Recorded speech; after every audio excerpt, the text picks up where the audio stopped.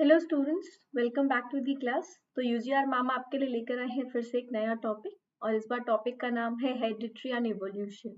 इस टॉपिक में हम स्टडी करने वाले हैं about the genetics. That means हम स्टडी करने वाले हैं जीन्स के बारे में, जिन्हें यूनिट ऑफ हेरिडिटरी कहा जाता है। अब ये हेरिडिटरी क्या होता है, और इसमें आपको एक बात पहले ही इन्फॉर्म कर दूं कि मैं यहाँ पर सबसे पहले आपको इस टॉपिक को दो पार्ट्स में डिवाइड करके पढ़ाने वाली हूँ।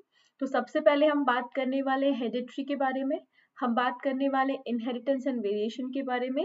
So the first topic here with us is principle of inheritance and variation, कि कैसे एक ऑर्गेनिज्म में कैरेक्टर्स डिफाइन हो पाते, कैसे पेरेंट्स अपने ऑफस्प्रिंग्स को कैरेक्टर्स ट्रांसफर कर पाते हैं, क्रोमोसोम को क्यों यूनिट व्हीकल ऑफ हेरिडिटरी कहा जाता है, जीन्स को क्यों यूनिट ऑफ इनहेरिटेंस कहा जाता है। So we will be talking about all the inheritance, जो कैरेक्टर्स हमें हमारे पेरेंट्स से आते हैं।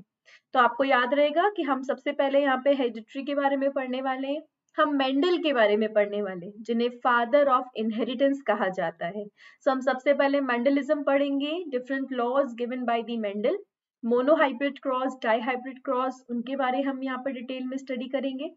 उसी के साथ हम स्टडी करेंगे about some parts of the modern genetics, जहां पर हम क्रोमोसोमल थ्योरी ऑफ इनहेरिटेंस की बात करेंगे, क्योंकि मेंडल ने टर्म यूज किया था फैक्टर मींस जीन्स के बारे में एक्सप्लेनेशन दिया था, जबकि हमें पता है, हमने सेल टॉपिक पढ़ रखा है, सेल टॉपिक में हमने पढ़ा है there is the nucleus, division होता है जिसकी वजह से क्रोमोसोम्स को ट्रांसफर किया जाता है from one cell to the other cell, parent cell से डॉटर सेल में। इसी वजह से क्रोमोसोम को हेरिडिटरी व्हीकल कहा जाता है। ये अपने साथ कैरी करके लेके जाते हैं genetic material, that is DNA, और उस डीएनए के स्पेसिफिक साइट्स पर मौजूद होती हैं जीन्स, जो स्पेसिफिक कैरेक्टर प्रोवाइड करने का काम करती हैं। हमारे बालों का कलर क्यों ब्लैक है या व्हाइट होता है, या क्यों ग्रे होता है, क्यों ब्राउन होता है, हमारी आईज लेंस का कलर क्यों blue, black, brown and different transparent, also different colours are found there. हमारा स्किन का कलर डिफरेंट होता है, हमारी हाइट डिफरेंट होती है। So these all are because of the genetic character, these are known as the genetic characters, जो genes की वजह से आते हैं। सो इस पूरे टॉपिक में हम इन सब के बारे में डिस्कस करने वाले हैं। तो हम हमारा टॉपिक पढ़ना शुरू करते हैं। सबसे पहले मेरे बारे में information, I am Urvashi Kaur Rathore, UGR ma'am this side. I am BSc MSc CSR net JRF qualified in life sciences all over India. I score 25th rank in CSR net JRF exam. पिछले 7 साल से भी अब ज्यादा हो चुके हैं, तो मैं बच्चों को नीट पढ़ाती हूँ। I am a NEET bio expert. I belong from Kota, मैं कोटा में ही बांसल क्लासेस में बायो की एचओडी हूँ। मैं नीट डिपार्टमेंट देखती हूँ। देन हम बात करें, I am associated with the online teaching, मुझे 2 साल हो चुके हैं। मुझसे टेलीग्राम पर जुड़ने के लिए आप लिंक डिस्क्रिप्शन बॉक्स में देख सकते हैं। हमारे चैनल का नाम है उन्नति, तो टेलीग्राम का लिंक भी इसी नाम से अवेलेबल है। आपको पीडीएफ्स भी वहीं अवेलेबल हो पाएंगी। चैनल को लाइक एंड सब्सक्राइब करना है। आप डायरेक्टली मुझसे जुड़ सकते हैं, आप कमेंट बॉक्स में अपने क्वेश्चन छोड़ सकते हैं। अगर आप चाहते हैं कि मैं आपको कोई टॉपिक को यहाँ पे पढ़ाऊँ, एक सेशन लूँ, तो आप मुझे वो भी इन्फॉर्म कर सकते हैं। ओके, तो आपको चैनल का नाम याद रखना है उन्नति, और ज्यादा से ज्यादा चैनल को लाइक एंड सब्सक्राइब करना है। तो हमारे टॉपिक की शुरुआत करते हैं, और पहली ही चीज जो हमें यहाँ पर पढ़नी है, सो हम यहाँ पे कुछ टर्म्स को, कुछ टर्मिनोलॉजीज को डिस्कस करते हैं। सबसे पहले मतलब हम हमारे चैप्टर का एक अच्छा सा इंट्रोडक्शन प्रोवाइड करते हैं। ये चैप्टर इंपॉर्टेंट भी है बच्चे, ये चैप्टर आपको फिर से 12th में आने वाला है। सो 12th में आप इसके रूबरू होंगे। अगर आपको ऑलरेडी अच्छे से इसके बारे में इंफॉर्मेशन अवेलेबल है, तो जेनेटिक्स आपके लिए वहाँ आसान हो जाएगी। तो इवन 12th क्लास के अंदर भी बच्चों को जेनेटिक्स बहुत हार्ड लगती है, but it's a very interesting topic, बहुत मजा आता है इसको पढ़ने में और पढ़ाने में। सो हम सबसे पहले यहाँ पे बात करते हैं जेनेटिक्स किसे कहा जाता है। अभी हमने बात की कि जो ट्रांसफर होता है वो जीन्स है, इनहेरिटेंस की बात की, हमने बात की हेरिडिटरी के बारे में, वेरिएशंस के बारे में, इवोल्यूशन के बारे में। तो जब हम सब चीजों के बारे में पढ़ रहे हैं, तो हम वहां पर कौन सी साइंस के बारे में पढ़ रहे हैं, उसकी कौन सी ब्रांच के बारे में बात कर रहे हैं, तो वो ब्रांच ऑफ साइंस जो कि जीन्स की स्टडी के साथ डील करती है। किसकी स्टडी? जीन्स की स्टडी। जो कि हमारी बॉडी में हमें कैरेक्टर्स प्रोवाइड करेगी, फीचर प्रोवाइड करेगी, उस ब्रांच को जेनेटिक्स कहा जाता है। क्या कहा जाता है? जेनेटिक्स कहा जाता है। तो यहाँ पर हम स्टडी करेंगे दो चीजों की, हम बात करेंगे हेरिडिटरी के बारे में, बात करेंगे वेरिएशन के बारे में। हेरिडिटरी का मतलब क्या हुआ?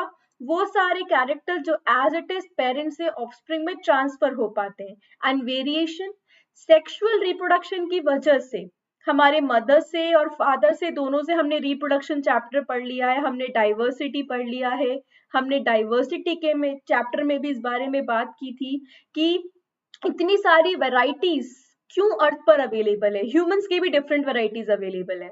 वो इस वजह से हो पाता है बच्चों, क्योंकि जो कैरेक्टर्स पेरेंट से ट्रांसफर होकर हमारे अंदर आ रहे हैं, वो कैरेक्टर्स दोनों पेरेंट से आते हैं। तो मेल से भी कैरेक्टर आता है, फीमेल से भी कैरेक्टर आता है। मेल पेरेंट से भी कैरेक्टर आता है एंड फीमेल पेरेंट से भी कैरेक्टर आ रहा है, तो हमारे अंदर एक नया कॉम्बिनेशन यहाँ पर शो होता है। तो हम पेरेंट से रिजेंबल भी करते हैं और पेरेंट से कुछ डिफरेंट भी होते हैं। ये सब कुछ किसके अंदर स्टडी किया जाता है? First is the hereditary and the other one is the variation. Hereditary का मतलब क्या हुआ? Transmission of characters from the parents to the offspring, जो पॉसिबल हो पाता है किसकी वजह से? सेक्सुअल रिप्रोडक्शन की वजह से। वेरिएशन ऑफस्प्रिंग और पेरेंट्स, जीन्स और कैरेक्टर्स पेरेंट्स से ऑफस्प्रिंग में ट्रांसफर हुए हैं, बट स्टिल यहाँ पर डिफरेंट वैरायटीज नजर आ रही हैं। अगर हमारे सिस्टर एंड ब्रदर हैं तो हम भी आपस में कहीं ना कहीं पर सिमिलर और डिसिमिलर होते हैं, एग्जैक्ट सिमिलर हम बिल्कुल भी नहीं होते हैं, सही है। So in that case hereditary and variation को हमें पढ़ना है। हेरिडिटरी वेरिएशन मतलब जेनेटिक एंड इनहेरिटेबल कैरेक्टर्स के बारे में बात की जाती है। किसके बारे में? जेनेटिकल एंड इनहेरिटेबल कैरेक्टर्स, मतलब वो कैरेक्टर जो पेरेंट्स में ऑफस्प्रिंग के अंदर आते हैं। दूसरा है यहाँ पर इन्वायरमेंटल वेरिएशन, जैसे कि अगर वो स्पीशीज, अगर होमोसेपियंस इक्वेटर के आसपास मिलते हैं, तो इक्वेटर के आसपास होने की वजह से उनका कलर डार्क हो सकता है, सही है। हम ज्यादा धूप में घूम लें तो क्या होगा? हमारी बॉडी में टैनिंग हो जाएगी। बट ऐसे कैरेक्टरिस्टिक्स अगर कोई कहीं पर भी कुछ यूज करते हुए, लाइक मैंने अपने हेयर कट करवा ली, बोल सकते हो, और एग्जांपल सिंपल लेते हैं, हेयर कट करवा लिए, तो ये कैरेक्टर हेयर कट, मेरे हेयर्स नेचुरली लंबे हैं, तो अगर ये कैरेक्टर अगर मैं हेयर कट करवा लूं तो उसका मतलब ये नहीं है कि मेरे बच्चों के अंदर भी जो हेयर्स होने वाले हैं वो छोटे होने वाले हैं। तो ये हो गए इन्वायरमेंटल वेरिएशन। तो ज्यादा धूप पड़ने की वजह से, ज्यादा ठंड होने की वजह से अगर मेरी बॉडी के स्किन कलर में चेंजेस देखे जा रहे हैं, तो वो चेंजेस मेरे ऑफस्प्रिंग्स के अंदर, मेरे बच्चों के अंदर ट्रांसफर नहीं होंगे। So these are acquired characters but not inheritable. इन्हें आगे इन्वायरमेंटल कैरेक्टर्स को, वेरिएशंस को आगे ट्रांसफर नहीं किया जाता। जो ट्रांसफर हो पाते हैं वो हेरिडिटरी वेरिएशंस होते हैं। वेरी इंपॉर्टेंट, जो पेरेंट्स के अंदर जीन्स में मौजूद कैरेक्टर्स है वही ट्रांसफर होंगे। इन्वायरमेंटल चेंजेस की वजह से आए हुए कैरेक्टर्स आगे ट्रांसफर नहीं होते। तो वेरिएशन हमारे लिए बहुत इंपॉर्टेंट हो जाता है। मैंने अभी आपको समझाया, आगे यही लिखा हुआ है। वेरिएशन को हम डिफरेंट तरह से क्लासिफाई कर सकते हैं। पहला वेरिएशन जो आगे जनरेशन में ट्रांसफर हो सकता है उसे क्या कहते हैं? सो ये जो वेरिएशन है वो किसकी वजह से आता है? Change in the structure and function of the unit of hereditary, that is gene. और ये एक जनरेशन से दूसरी जनरेशन ट्रांसफर हो पाएगा। जबकि इन्वायरमेंटल वेरिएशन सेम जीनोटाइप में कोई फिनोटिपिक चेंज, जीनोटिपिक का मतलब होता है बेटा जीन्स में कोई चेंज, और फिनोटिपिक मतलब होता है फिजिकल अपीयरेंस। ओके, सो मैंने आपको बताया फिजिकल अपीयरेंस मतलब condition of the food, temperature, light, humidity and external factors, इन सबकी वजह से हमारी बॉडी में कुछ चेंजेस आ सकते हैं। बट ये चेंजेस जो कि इन्वायरमेंटल चेंजेस कहलाते हैं, दे आर नॉन इनहेरिटेबल, मतलब ये आगे जनरेशन में ट्रांसफर ऑर्गेनिज्म के नहीं होते हैं। क्लियर? इसे दूसरी कैटेगरी में हम डिसाइड कर सकते हैं on the basis of the type of cells. मैंने आपको टॉपिक पढ़ाया था सेल डिवीजन, वहां पर भी मैं आपको बता चुकी हूँ कि हमारी बॉडी में सेल लाइनेज, दो तरह के सेल्स अवेलेबल होते हैं। एक हो गए सोमैटिक सेल्स और दूसरे हो गए हैं germ cells. Okay, somatic cells mitosis करते हैं, मतलब इक्वेशनल डिवीजन करते हैं, जबकि जर्म सेल्स के अंदर मियोसिस देखा जाता है। रिडक्शनल डिवीजन, गैमीट्स का फॉर्मेशन। तो वो चेंजेस जो सोमैटिक सेल्स में आते हैं ये एक्वायर्ड कैरेक्टर्स कहलाते हैं। वही जो मैंने आपको बोला, मेरी स्किन के कलर में चेंज, मेरा स्किन क्या है, सोमैटिक सेल। अगर इसमें कोई चेंज होता है इन्वायरमेंट की वजह से तो वो आगे की तरफ ट्रांसफर नहीं होगा। क्लियर हो गया? So any variation in the somatic cell is known as the somatic variation. ये ज्यादा सिग्निफिकेंट नहीं होता, नॉन इनहेरिटेबल होता है फ्रॉम पेरेंट्स। एक ऑर्गेनिज्म अपनी लाइफ टाइम में ऐसे कैरेक्टर्स को गेन करता है, इसीलिए इन्हें एक्वायर्ड वेरिएशंस भी कहा जाता है, बट ये वेरिएशन नेक्स्ट जनरेशन में ट्रांसफर नहीं होते। जैसे आप एग्जाम्पल लिख सकते हो, स्किन का colour, okay, due to your environment की वजह से, पैदा होने की वजह से जो स्किन कलर है वो आगे की तरफ ट्रांसफर हो सकता है। क्लियर? ओके, नेक्स्ट है जर्माइनल वेरिएशन, मतलब कौन से सेल्स, सेक्सुअल सेल्स के अंदर, सेक्स सेल्स के अंदर होने वाला वेरिएशन। यहीं पर आपको गैमेटोजेनेसिस देखने को मिलेगा। इन्हें रिप्रोडक्टिव सेल्स भी कहा जाता है। सो रिप्रोडक्टिव सेल और जर्मिनल सेल के अंदर होने वाले वेरिएशन को जर्माइनल वेरिएशन कहते हैं। ये हेरिटेबल होता है और एक जनरेशन से दूसरी जनरेशन ट्रांसफर हो पाता है। M I clear? ओके, तो ये कुछ टाइप्स हो गए। इसी को वेरिएशन को on the basis of the degree of difference दो कैटेगरी में क्लासिफाई किया जाता है, continuous variation and discontinuous variation. मतलब बात एक ही है, बस हमने उसको अलग अलग नाम दे दिए। कंटिन्यूस वेरिएशन का मतलब जिसमें लगातार चेंजेस आते रहे। अभी इस वक्त मेरा स्किन का कलर लाइट है, थोड़ी देर बाद डार्क हो गया, फिर कुछ और कलर हो गया। तो इन्वायरमेंटल चेंजेस की वजह से, वेदर चेंज होने की वजह से, क्लाइमेटिक कंडीशन चेंज होने की वजह से अगर चेंजेस आ रहे हैं तो ये रेगुलर चेंजेस होते हैं, स्मॉल स्केल पर होते हैं, इन्वायरमेंटल कंडीशन के फ्लक्चुएट करने की वजह से होते हैं। तो यही वो है जिनको हमने इन्वायरमेंटल वेरिएशंस का भी नाम दे रखा है। So they are small and indistinct variations, ये फ्लक्चुएट करते हैं with the environmental condition, non heritable होते हैं, ट्रांसफर नहीं हो सकते from the parents to the next generation, इनका रोल नहीं होता इवोल्यूशन में। मतलब ये लार्ज स्केल पर किसी स्पीशी के अंदर चेंजेस नहीं लेकर आ सकते और ये कॉमनली ऑर्गेनिजम्स के अंदर देखे जाते हैं। डिसकंटिन्यूअस नेचर में, डिसकंटिन्यूअस मतलब जो रैपिडली चेंज नहीं हो रहे, एक बार बन गया, एक बार बन गया, एक बार स्किन कलर आ गया, एक बार आइस का कलर आ गया, ये अब चेंज नहीं होता रहेगा। सो ये लार्ज स्केल पर होते हैं, डिस्टिंक्ट होते हैं और सडन होते हैं। ये अनइफेक्टिव रहते हैं, मेरी आइस का कलर इन्वायरमेंटल कंडीशन के हिसाब से चेंज नहीं हो सकता है, यहाँ पर ये कहा जा रहा है। ये हेरिटेबल होते हैं, they provide the raw material for the evolution. इन्हीं के अंदर, इन्हीं कैरेक्टर्स के अंदर क्या देखा जाता है, इवोल्यूशन देखा जाता है। और ये कॉमन नहीं होते हैं, ठीक है, दे अपीयर सडनली। तो ऐसा नहीं है कि आपको एकदम यूं होगा कि धीरे धीरे चेंजेस देखने को मिले। तो स्किन, जैसे मैंने बोला, धूप की वजह से हल्का सा टैन होती है, ज्यादा धूप में रहोगी तो डार्क होती जाएगी। तो ये चेंजेस आपको ऑब्जर्वेबल है, धीरे धीरे चेंज होता हुआ नजर आ रहा है। बट डिसकंटिन्यूअस वेरिएशन के अंदर जो चेंजेस है वो सडन अपीयरेंस वाले होंगे। अरे एकदम से एक नई प्रजाति बन गई, एकदम से पूरा नया पॉपुलेशन वहां पर जनरेट हो गया, तो वो हो गए डिसकंटिन्यूअस वेरिएशन। ये बहुत इंपॉर्टेंट है, क्लासिफिकेशन टेबल्स आप लोगों को ये याद रखना है। हम यहाँ से शुरू करेंगे, सबसे पहले हमें स्टडी करनी है जीन्स के बारे में। तो हम यहाँ से पढ़ना शुरू करेंगे मेंडेलियन जेनेटिक्स के बारे में। मतलब वो सारा काम, ये हम जेनेटिक्स में क्या पढ़ने वाले हैं, हम यहाँ पर पढ़ने वाले हैं जीन्स के बारे में, क्योंकि मेंडल का सारा काम जीन्स के ही आसपास टिका हुआ था, उनका सारा काम उसी पे डिपेंडेंट था। जीन्स अगर है तो सब कुछ है, वरना नहीं है, ये मेंडल का मतलब था। मेंडल के हिसाब से, या मेंडेलियन जेनेटिक्स के हिसाब से, सारे ऑर्गेनिज्म रिप्रोड्यूस कर पाते हैं, हमें पता है। और इसकी वजह से सिमिलर काइंड ऑफ ऑफस्प्रिंग का फॉर्मेशन होता है। सिमिलर काइंड का ये बिल्कुल मतलब नहीं है कि एग्जैक्ट कार्बन कॉपी होती है। Exact carbon copy sexual reproduction में देखी जाती है, जबकि सेक्सुअल रिप्रोडक्शन के केस के अंदर अपने पेरेंट से हम रिजेंबल करते हैं, बट कंप्लीट रिजेंबलेंस जैसा वहां पर कुछ नहीं होता है। सो सेम होते हैं।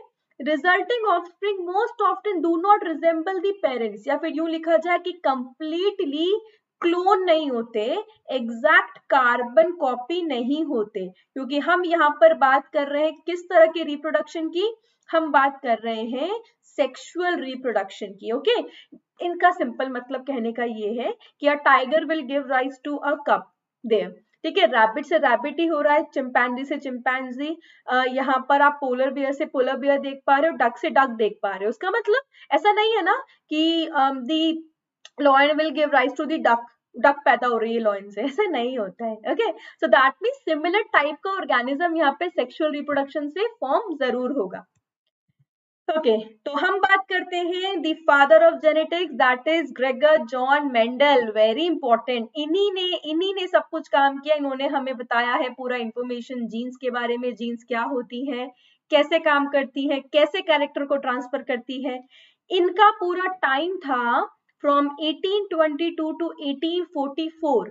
यही वो टाइम है जब मेंडल ने हमको ये इंपॉर्टेंट कैरेक्टरिस्टिक्स बताए हैं जीन्स के बारे में। ये एक ऑस्ट्रियन मॉन्क थे। मॉन्क वो होते हैं जो चर्च के अंदर क्या करते हैं, बाइबल रीड करने का वहां पे वर्क रहता है इन लोगों का। सो ही वॉज एन, इनको पादरी कहा जाता है, तो he was an Austrian monk. पर इनका बड़ा इंटरेस्ट था, he was not a scientist, ये बात यहाँ पे क्लियर करती है, he was not a scientist.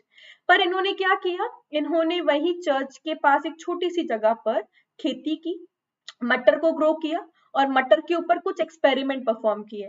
उन मटर के एक्सपेरिमेंट्स को हाइब्रिडाइजेशन एक्सपेरिमेंट्स कहा जाता है। तो ही perform the experiments on the pea plant. Hybridisation का मतलब वहां पर दो डिजायरेबल कैरेक्टर्स को आपस में क्या करवाया, फ्यूज करवाया। मतलब जो कैरेक्टर जो मेल पेरेंट, यहाँ पर अगर पी की बात करें, मटर के प्लांट की बात करें, तो वहां पे सेल्फ पॉलिनेशन देखने को मिलता है। सो सेल्फ पॉलिनेशन है, मतलब वहां पे बाइसेक्सुअल फ्लावर देखने को मिलता है। पर इन्होंने क्या किया, बाइसेक्सुअल फ्लावर के अंदर कुछ टेक्निक को यूज करके, इमैस्कुलेशन बैगिंग की टेक्निक को यूज कर इन्होंने फ्लावर को पहले यूनिसेक्सुअल बनाया और उसके बाद कैरेक्टर यहाँ पर इन्होंने हाइब्रिडाइजेशन एक्सपेरिमेंट्स करवाए। ओके, सो मेल और फीमेल के कैरेक्टरिस्टिक्स यहाँ पर यूज कर इन्होंने अपना सारा का सारा काम, that is translation of the characters को क्या किया था, पब्लिश किया था in the natural history of the society of Brunn, जगह का नाम है। इसी वजह से इन्हें क्या कहा जाता है, जेनेटिक्स के लॉ देने की वजह से इनको फादर ऑफ जेनेटिक्स कहा जाता है। Very important, who is known as the father of genetics, Gregor John Mendel. Short में इनको जीजे मेंडल भी कहा जाता है। आगे बात करें, अब प्रॉब्लम क्या हुई थी बच्चों, मेंडल ने अपना काम कर तो दिया था, मेंडल ने पी के ऊपर काम किया। मैं एक पॉइंट और लिख दूं, जिस पी पर मेंडल ने काम किया था that was the garden pea. Okay, so pea की भी डिफरेंट वैरायटीज अवेलेबल होती, sweet pea is there, garden pea is there, wild pea is there. तो इन्होंने काम किया था गार्डन पी के ऊपर, जिसे क्या कहा जाता है, इसका बॉटनिकल नाम है पाइसम सटाइवम। तो इन्होंने पाइसम सटाइवम के ऊपर काम किया था। अभी मैं आपको डिटेल में बताऊंगी क्यों इन्होंने पी प्लांट को ही सेलेक्ट किया, पी प्लांट में ऐसी क्या प्रॉपर्टी मौजूद है और हाइब्रिडाइजेशन का एक्सपेरिमेंट कैसे अप्लाई किया। क्या हुआ था, मेंडल ने अपना काम को वहां पर कर तो दिया, पब्लिश भी कर दिया, बट क्योंकि उस वक्त एक इनके कुछ ड्रॉबैक्स थे मेंडल के काम के, इन्होंने बहुत ज्यादा मैथमेटिक्स अप्लाई करने की कोशिश की बायो के अंदर, जेनेटिक्स के अंदर, जो कि साइंटिस्ट को, बाकी साइंटिस्ट को समझ में नहीं आई।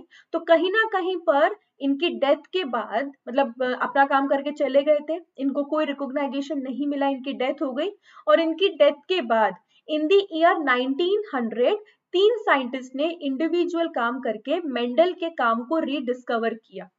तो 1900 के अंदर मेंडल के काम को रीडिस्कवर करने का काम किया तीन साइंटिस्ट ने।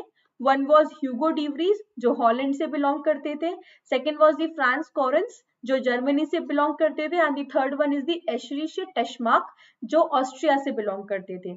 इन्होंने इंडिविजुअल काम करके क्या किया, मेंडल के लॉस को वापस से रीडिस्कवर किया। और यहीं पर ही मेंडल को क्या बोला गया, इनको फादर ऑफ क्लासिकल जेनेटिक्स बोला गया। ठीक है, अभी मैं आपको बताऊंगी आगे, हम इस टॉपिक को दो हिस्सों में डिवाइड कर सकते हैं, classical genetics and modern genetics. Classical genetics पूरी किसके ऊपर टिकी हुई है, जीन्स के ऊपर टिकी हुई है। मेंडल ने इन्हीं को नाम फैक्टर्स दिया था। देन साइंटिस्ट आए थे जॉनसन, जिन्होंने फैक्टर्स को जीन नाम दिया, कि वो जो फैक्टर है जो एक ऑर्गेनिज्म से दूसरी ऑर्गेनिज्म में ट्रांसफर हो रहे हैं उनको जीन्स कहा जाना चाहिए। आगे हम बात करेंगे फादर ऑफ मॉडर्न जेनेटिक्स, जिसे टीएच मॉर्गन है, तो टीएच मॉर्गन के काम को हम देखेंगे, जिन्होंने पूरा क्रोमोसोम्स एक्चुअली ट्रांसफर होते हैं एक जनरेशन से दूसरी जनरेशन, ये एक्सप्लेन किया था। हम बात करें मेंडल के एक्सपेरिमेंट के बारे में, तो हमें यहाँ पर डिटेल में पढ़ने हैं मोनोहाइब्रिड एंड डाईहाइब्रिड क्रॉसेस के बारे में, मेंडल के तीनों लॉज के बारे में। ये कुछ ऐसा मैं आपको आगे चेकरबोर्ड समझाने वाली हूँ। This is a monohybrid cross, जहां पर यहाँ पर स्टडी किया जा रहा है सिंगल कैरेक्टर को। ओके, सिंगल कैरेक्टर को मैं के कुछ टर्म्स यहाँ पे इंट्रोड्यूस कर दूं। पहले जिनको आप यूज करते हो एज अ पेरेंट, उन्हें पेरेंटल जनरेशन कहा जाता है। इनसे लिए जाते हैं गेमीट्स। ओके, सो इसको मान लो, आप कुछ भी मान सकते हो, यहाँ पर फीमेल ले लो, यहाँ पर मेल ले लो, कोई फर्क नहीं पड़ेगा। ठीक है, हम जीन्स के बारे में बात कर रहे हैं इसीलिए। F1 जनरेशन की बात करें तो F1 जनरेशन का मतलब होता है फीलियल फर्स्ट जनरेशन, मतलब इनको क्रॉस करवा के जो पहली जनरेशन बनी, तो यहाँ पर करवाया जाएगा क्रॉस पॉलिनेशन। ओके, देन यहाँ पर जो जनरेशन बनी उसे F1 कहा। F1 के अंदर जीनोटाइप एंड फिनोटाइप, जीनोटाइप मतलब जीन्स का कॉम्बिनेशन, फिनोटाइप फिजिकल अपीयरेंस कैसा होने वाला है। ओके, सो ये सारे के सारे टॉल दिख रहे हैं। सेकंड बनेगी फीलियल सेकंड जनरेशन, जहां पर किया जाएगा सेल्फिंग, मतलब जो गैमीट्स बनेंगे F1 जनरेशन के, उनको आपस में फ्यूज करके यहाँ पे रिजल्ट देखा गया। मैं भी आपको इसको एक्सप्लेन करने वाली हूँ डिटेल में, डोंट वरी। तो पहले ये समझाने से पहले कुछ टर्म्स को यहाँ पे इंट्रोड्यूस करवा दिया जाए, उन टर्म्स को यहाँ पे डिटेल में पढ़ लिया जाए, वरना उनके बिना हमको समझ में नहीं आएगा कि एक्चुअली हम पढ़ क्या रहे हैं। सो पहली टर्मिनोलॉजी जो मैं आपको इंट्रोड्यूस करवाना चाह रही हूँ, मैं बार बार मैं जेनेटिक्स बोल रही हूँ, जेनेटिक्स के साथ मैं आपको टर्म बोल रही हूँ कि here will be studying about the genes, हम जीन्स के बारे में बात करेंगे। तो सबसे पहले डिफाइन कर देना चाहिए हमको जीन्स को, जिन्हें फैक्टर भी कहा जाता है। मैं सबसे पहला पॉइंट यहाँ पे नोट कर देती हूँ, फैक्टर टर्म तो मेंडल ने यूज किया था, और जीन टर्म किसने इंट्रोड्यूस किया था? साइंटिस्ट का नाम है जॉनसन। तो he was the scientist who introduce the term genes. Genes क्या होती हैं? They are the functional unit of hereditary responsible for the expression of a character in the progeny. आपको यहाँ सामने क्या बने हुए नजर आ रहे हैं, मैं आपको बताती हूँ। दीज आर द क्रोमोसोम्स, यहाँ पे क्या बने हुए हैं? क्रोमोसोम्स। क्योंकि अब हम सारी इंफॉर्मेशन ऑलरेडी जानते हैं, क्योंकि हम सेल डिवीजन वगैरह टॉपिक में पढ़ चुके हैं। तो जो क्रोमोसोम होता है, यहाँ पर क्या हो, इससे नजर नहीं आ रहा है, क्या नजर आएगा ये देखते हैं। ओके, सो क्रोमोसोम में क्या मौजूद है? यहाँ पर मौजूद है डीएनए, और इस डीएनए की यहाँ पे स्पेसिफिक साइट्स यहाँ मौजूद होते हैं, स्पेशलाइज लोग, इस जगह को कहते हैं लोकस। इस जगह को क्या कहा जाता है? इसे कहा जाता है लोकस। ओके, सो एक क्रोमैटिड ये हो गया, दूसरा ये मौजूद हो गया, तो ये दूसरा मौजूद है, और इसके ऊपर भी यहाँ पे स्पेसिफिक साइट पर कुछ सीक्वेंसेस मौजूद है। इन्हें क्या कहा जाएगा? ये स्पेसिफिक साइट पे मौजूद इन यूनिट्स को कहा जाता है जीन्स। इन्हें क्या कहा जाता है? इन्हें कहा जाता है जीन्स। ओके, ये जीन्स वो है जो यहाँ पर डिजायरेबल कैरेक्टर प्रोवाइड करेंगे। जगह का नाम लोकस।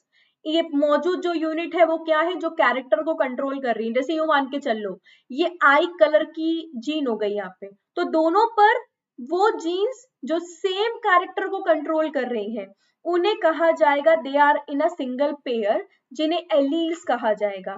तो ये जीन हो गई मान लो कैपिटल ए, ये हो गई स्मॉल ए, तो this will be the pair of alleles और एलिलोमॉर्फ्स। इन दोनों क्रोमोसोम्स को जहां पर सेम लोकस पर एक कैरेक्टर को कंट्रोल करने वाली जीन्स मौजूद है, इस क्रोमोसोम को होमोलोगस क्रोमोसोम कहा जाता है। मैंने सेल डिवीजन में भी पढ़ाया था, क्या कहा जाता है? होमोलोगस क्रोमोसोम कहा जाता है। तो पहले मैंने आपको बताया जीन क्या है? जो कोई कैरेक्टर को प्रोवाइड करती है, एक्सप्रेस करवाती है इन दी ऑफस्प्रिंग, पेरेंट से ऑफस्प्रिंग में ट्रांसफर होंगी। कहां पर मौजूद होती है? तो सेकेंड टर्म यहाँ पर जो हमको याद रखना है, दैट इज लोकस। लोकस क्या है? The specific position of the genes on the chromosome. Chromosome पे स्पेसिफिक पोजीशन कौन सी है उनकी। और तीसरा alleles, the alternative form of genes. एक कैपिटल एक स्मॉल ए से मैंने रिप्रेजेंट किया, तो ये एक कैरेक्टर को कंट्रोल करने वाली जीन की दो फॉर्म्स है, दो सिस्टर्स है, बिल्कुल सेम एक ही काम करने वाली है, बट मेरे पास बैकअप के तौर पर दूसरी भी मौजूद है यहाँ पे, ये यूं हो रहा है यहाँ पे। ये कंट्रास्टिंग कैरेक्टर्स प्रोवाइड करती है, they are found on the identical locus, same locus पर एग्जिस्ट करती हैं। और इस क्रोमोसोम को क्या कहा जाता है? होमोलोगस क्रोमोसोम कहा जाता है। होमोलोगस का मतलब होता है सिमिलर, तो इनके पास सिमिलर कैरेक्टर को कंट्रोल करने वाली जीन्स मौजूद है। कहाँ मौजूद है? लोकस पर मौजूद है। Locus is also the specific position. क्या ये तीनों टर्म आपको समझ में आए? They are very important term जो आपको याद रखने हैं। आगे चलते हैं, कुछ और टर्म्स के बारे में बात करते हैं जिनको हम मेंडल के क्रॉस पढ़ते वक्त इन्हें हमें डिटेल में देखना है, तो हमें टर्मिनोलॉजी पता होनी चाहिए। फिनोटाइप, तो अगला हमारे पास पॉइंट है, दैट इज फिनोटाइप। फिनोटाइप क्या होता है? एक वर्ड में याद रखने के लिए, एक्सटर्नल अपीयरेंस, हम बाहर से कैसे दिख रहे हैं, आई का कलर कैसा है, बालों का लेंथ कैसा है, स्किन का कलर कैसा है, फेशियल एक्सप्रेशन नहीं, फेशियल फीचर्स कैसे हैं, तो ये सब कुछ हो जाएगा फिनोटिपिक। जो किसकी वजह से आते हैं? जीन्स की वजह से आते हैं, तो they are under the influence of the gene. तो आप ये बोलो कि किसी भी ऑर्गेनिज्म में जीन का कॉम्बिनेशन डिसाइड करता है कि उसका फिजिकल अपीयरेंस कैसे होगा। ओके, सो फिजिकल अपीयरेंस जो कि जीन्स के और इन्वायरमेंटल फैक्टर दोनों के इन्फ्लुएंस में रहता है, तो इसका मतलब क्या हो गया? जीन्स प्लस इन्वायरमेंट क्या प्रोवाइड करेगा? ये प्रोवाइड करेगा फिनोटाइप, तो ये यहाँ पर फिनोटाइप प्रोवाइड करेगा। जीनोटाइप की बात करें तो जेनेटिक कॉन्स्टिट्यूशन की या कॉन्ट्रीब्यूशन की हम यहाँ बात करते हैं। जीन्स कौन कौन सी मौजूद है, किस फॉर्म में मौजूद है, जैसे मैंने आपको एक बना के दिखाया था, कैपिटल ए कैपिटल स्मॉल ए, ऐसी हो सकती है, दोनों स्मॉल हो सकती है, दोनों कैपिटल हो सकती है, इसे कहा जाता है जीनोटाइप। ओके, फिनोटाइप, ये कैपिटल ए जीन, इसको मैं कैपिटल टी कर देती हूँ, हमें एग्जांपल्स लेने में आसानी होगी। ओके, सो हाइट की बात कर लेते हैं, जीन ऑफ दी हाइट, तो ये वाला रिप्रेजेंट करता है, कैपिटल रिप्रेजेंट करता है टॉल हाइट को, ये रिप्रेजेंट करता है ड्रॉप हाइट को। और आप यहाँ पे फिनोटाइप क्या लिखोगे? फिनोटाइप दो तरह के, टॉल एंड ड्रॉप। और जीन्स कौन सी? मैंने लिख दी capital T and small T, pair में मौजूद है। पेयर को क्या कहा जाता है? एलील कहा जाता है या एलिलोमॉर्फ कहा जाता है। फिनोटिपिक रेशियो, फिजिकल जो जीनोटिपिक रेशियो की वजह, जीन्स की कॉम्बिनेशन की वजह से जो फिनोटिपिक नजर आए, मतलब कितने टॉल प्लांट्स हैं, कितने ड्रॉप प्लांट्स हैं, कितने इनके बीच के हैं, टॉल प्लस ड्रॉप, ऐसी कुछ कंडीशंस मिल रही है। इंटरमीडिएट हाइट के, मतलब जो वर्ड यूज करना चाहिए इंटरमीडिएट हाइट के, तो ये सारे कैरेक्टरिस्टिक्स यहाँ पर क्या कहलाते हैं? Phenotypic ratio. एक होता है जीनोटिपिक रेशियो, जीन्स किस कॉम्बिनेशन में, ये जीन्स कितनी मिल रही है पॉपुलेशन में, ये जीन्स कितनी मिल रही है पॉपुलेशन में, ये जीन्स कितनी मिल रही है पॉपुलेशन में, ठीक है।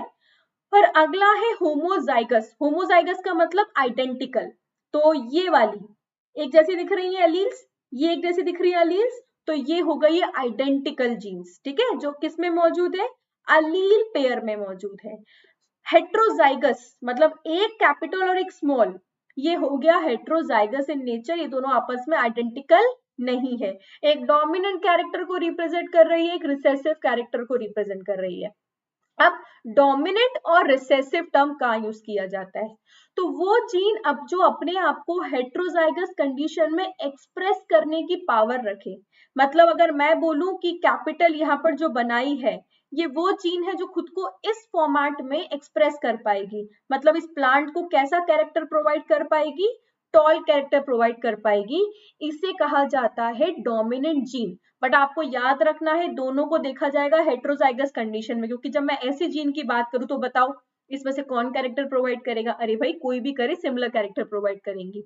रिसेसिव, इसी कॉम्बिनेशन के अंदर ये वाली जीन अपने आप को एक्सप्रेस कर नहीं पा रही है, अपना कैरेक्टर शो नहीं कर पा रही, किसकी वजह से? इस कैपिटल टी की वजह से। तो it fails to express itself, जो अपने आप को एक्सप्रेस कर पाए वो डोमिनेंट रिप्रेजेंट किया जाता है किससे? कैपिटल लेटर से, ठीक है। और स्मॉल लेटर से रिप्रेजेंट किया जाए रिसेसिव को, वो जीन जो खुद को हेट्रोजाइगस कंडीशन में एक्सप्रेस नहीं कर पाती है। हाइब्रिड क्या होते हैं? हाइब्रिड का मतलब वो, ये हाइब्रिड है, तो हमने यहाँ पर कैपिटल टी वाले प्लांट और स्मॉल टी वाले प्लांट को जब आपस में क्रॉसिंग करवाई तो कुछ ऐसे कैरेक्टर्स फॉर्म हुए। इसका मतलब हमने क्या किया, दो पेरेंट्स के कैरेक्टर्स को आपस में कंबाइन करके प्रोजेनी बनाई। तो प्रोजेनी को यहाँ पे क्या बोला जाता है, हाइब्रिड बोला जाता है, क्योंकि वो हाइब्रिडाइजेशन का रिजल्ट होते हैं। दो क्रॉसेस को यूज किया जाता है, back cross and test cross, क्या करने के लिए, ऑफस्प्रिंग का या फिर जो पेरेंट्स है उनका जेनेटिक मेकअप देखने के लिए। तो अगर F1 जनरेशन को पेरेंट्स के साथ क्रॉस करवाया जाए, तो मैंने बोला ये F1 पेरेंट्स हो गए, इसको किसी भी F1 ये पेरेंट्स हो गए, इसको किसी भी F1 के साथ मतलब ऐसे वाले के साथ क्रॉस करवा लो, तो इनको आपस में क्रॉस करवाया जाए किसी भी पेरेंट को, कैपिटल वाला भी हो सकता है या फिर ये क्रॉसिंग ऐसा भी हो सकता है, तो इसे कहेंगे बैक क्रॉस। पर अगर आपको पेरेंट्स का जीनोटाइप आइडेंटिफाई, आपको हाइब्रिड का जीनोटाइप आइडेंटिफाई करना है, तो to identify the genotype of the hybrid आपको हमेशा क्रॉस करवाना पड़ेगा विद द रिसेसिव पेरेंट्स। इसे कहा जाता है टेस्ट क्रॉस। क्या कहा जाता है, टेस्ट क्रॉस। मैं डिटेल में टेस्ट क्रॉस यहाँ पे स्टडी करवाऊंगी। क्लियर हुआ? तो cross between the hybrid and the homozygous recessive parent, इसे टेस्ट क्रॉस कहा जाता है। हमने बात की अभी कुछ टर्मिनोलॉजी को, जो कि हम यहाँ पर बार बार में बोलने वाले, मैं बार बार में इनका टर्म यूज करूंगी, तो आपको इसको याद रखना है। मैंने आपको थोड़ी देर पहले बोला था कि मैं आपको एक्सप्लेन करूंगी कि मेंडल ने अपने काम के लिए पी को, that is Pisum sativum garden pea को ही क्यों यूज किया। एक्चुअली उनकी किस्मत अच्छी थी कि उन्होंने गार्डन पी को यूज किया। क्यों? क्योंकि गार्डन पी की कुछ प्रॉपर्टीज ने जेनेटिक्स की स्टडी को आसान बना दिया। कुछ प्रॉपर्टीज को यहाँ पर आइडेंटिफाई करना बहुत आराम से जेनेटिक्स के एक्सपेरिमेंट करना इस पर आसान था। कौन सी पी के बारे में बात कर रहे हैं अपन? गार्डन पी के बारे में।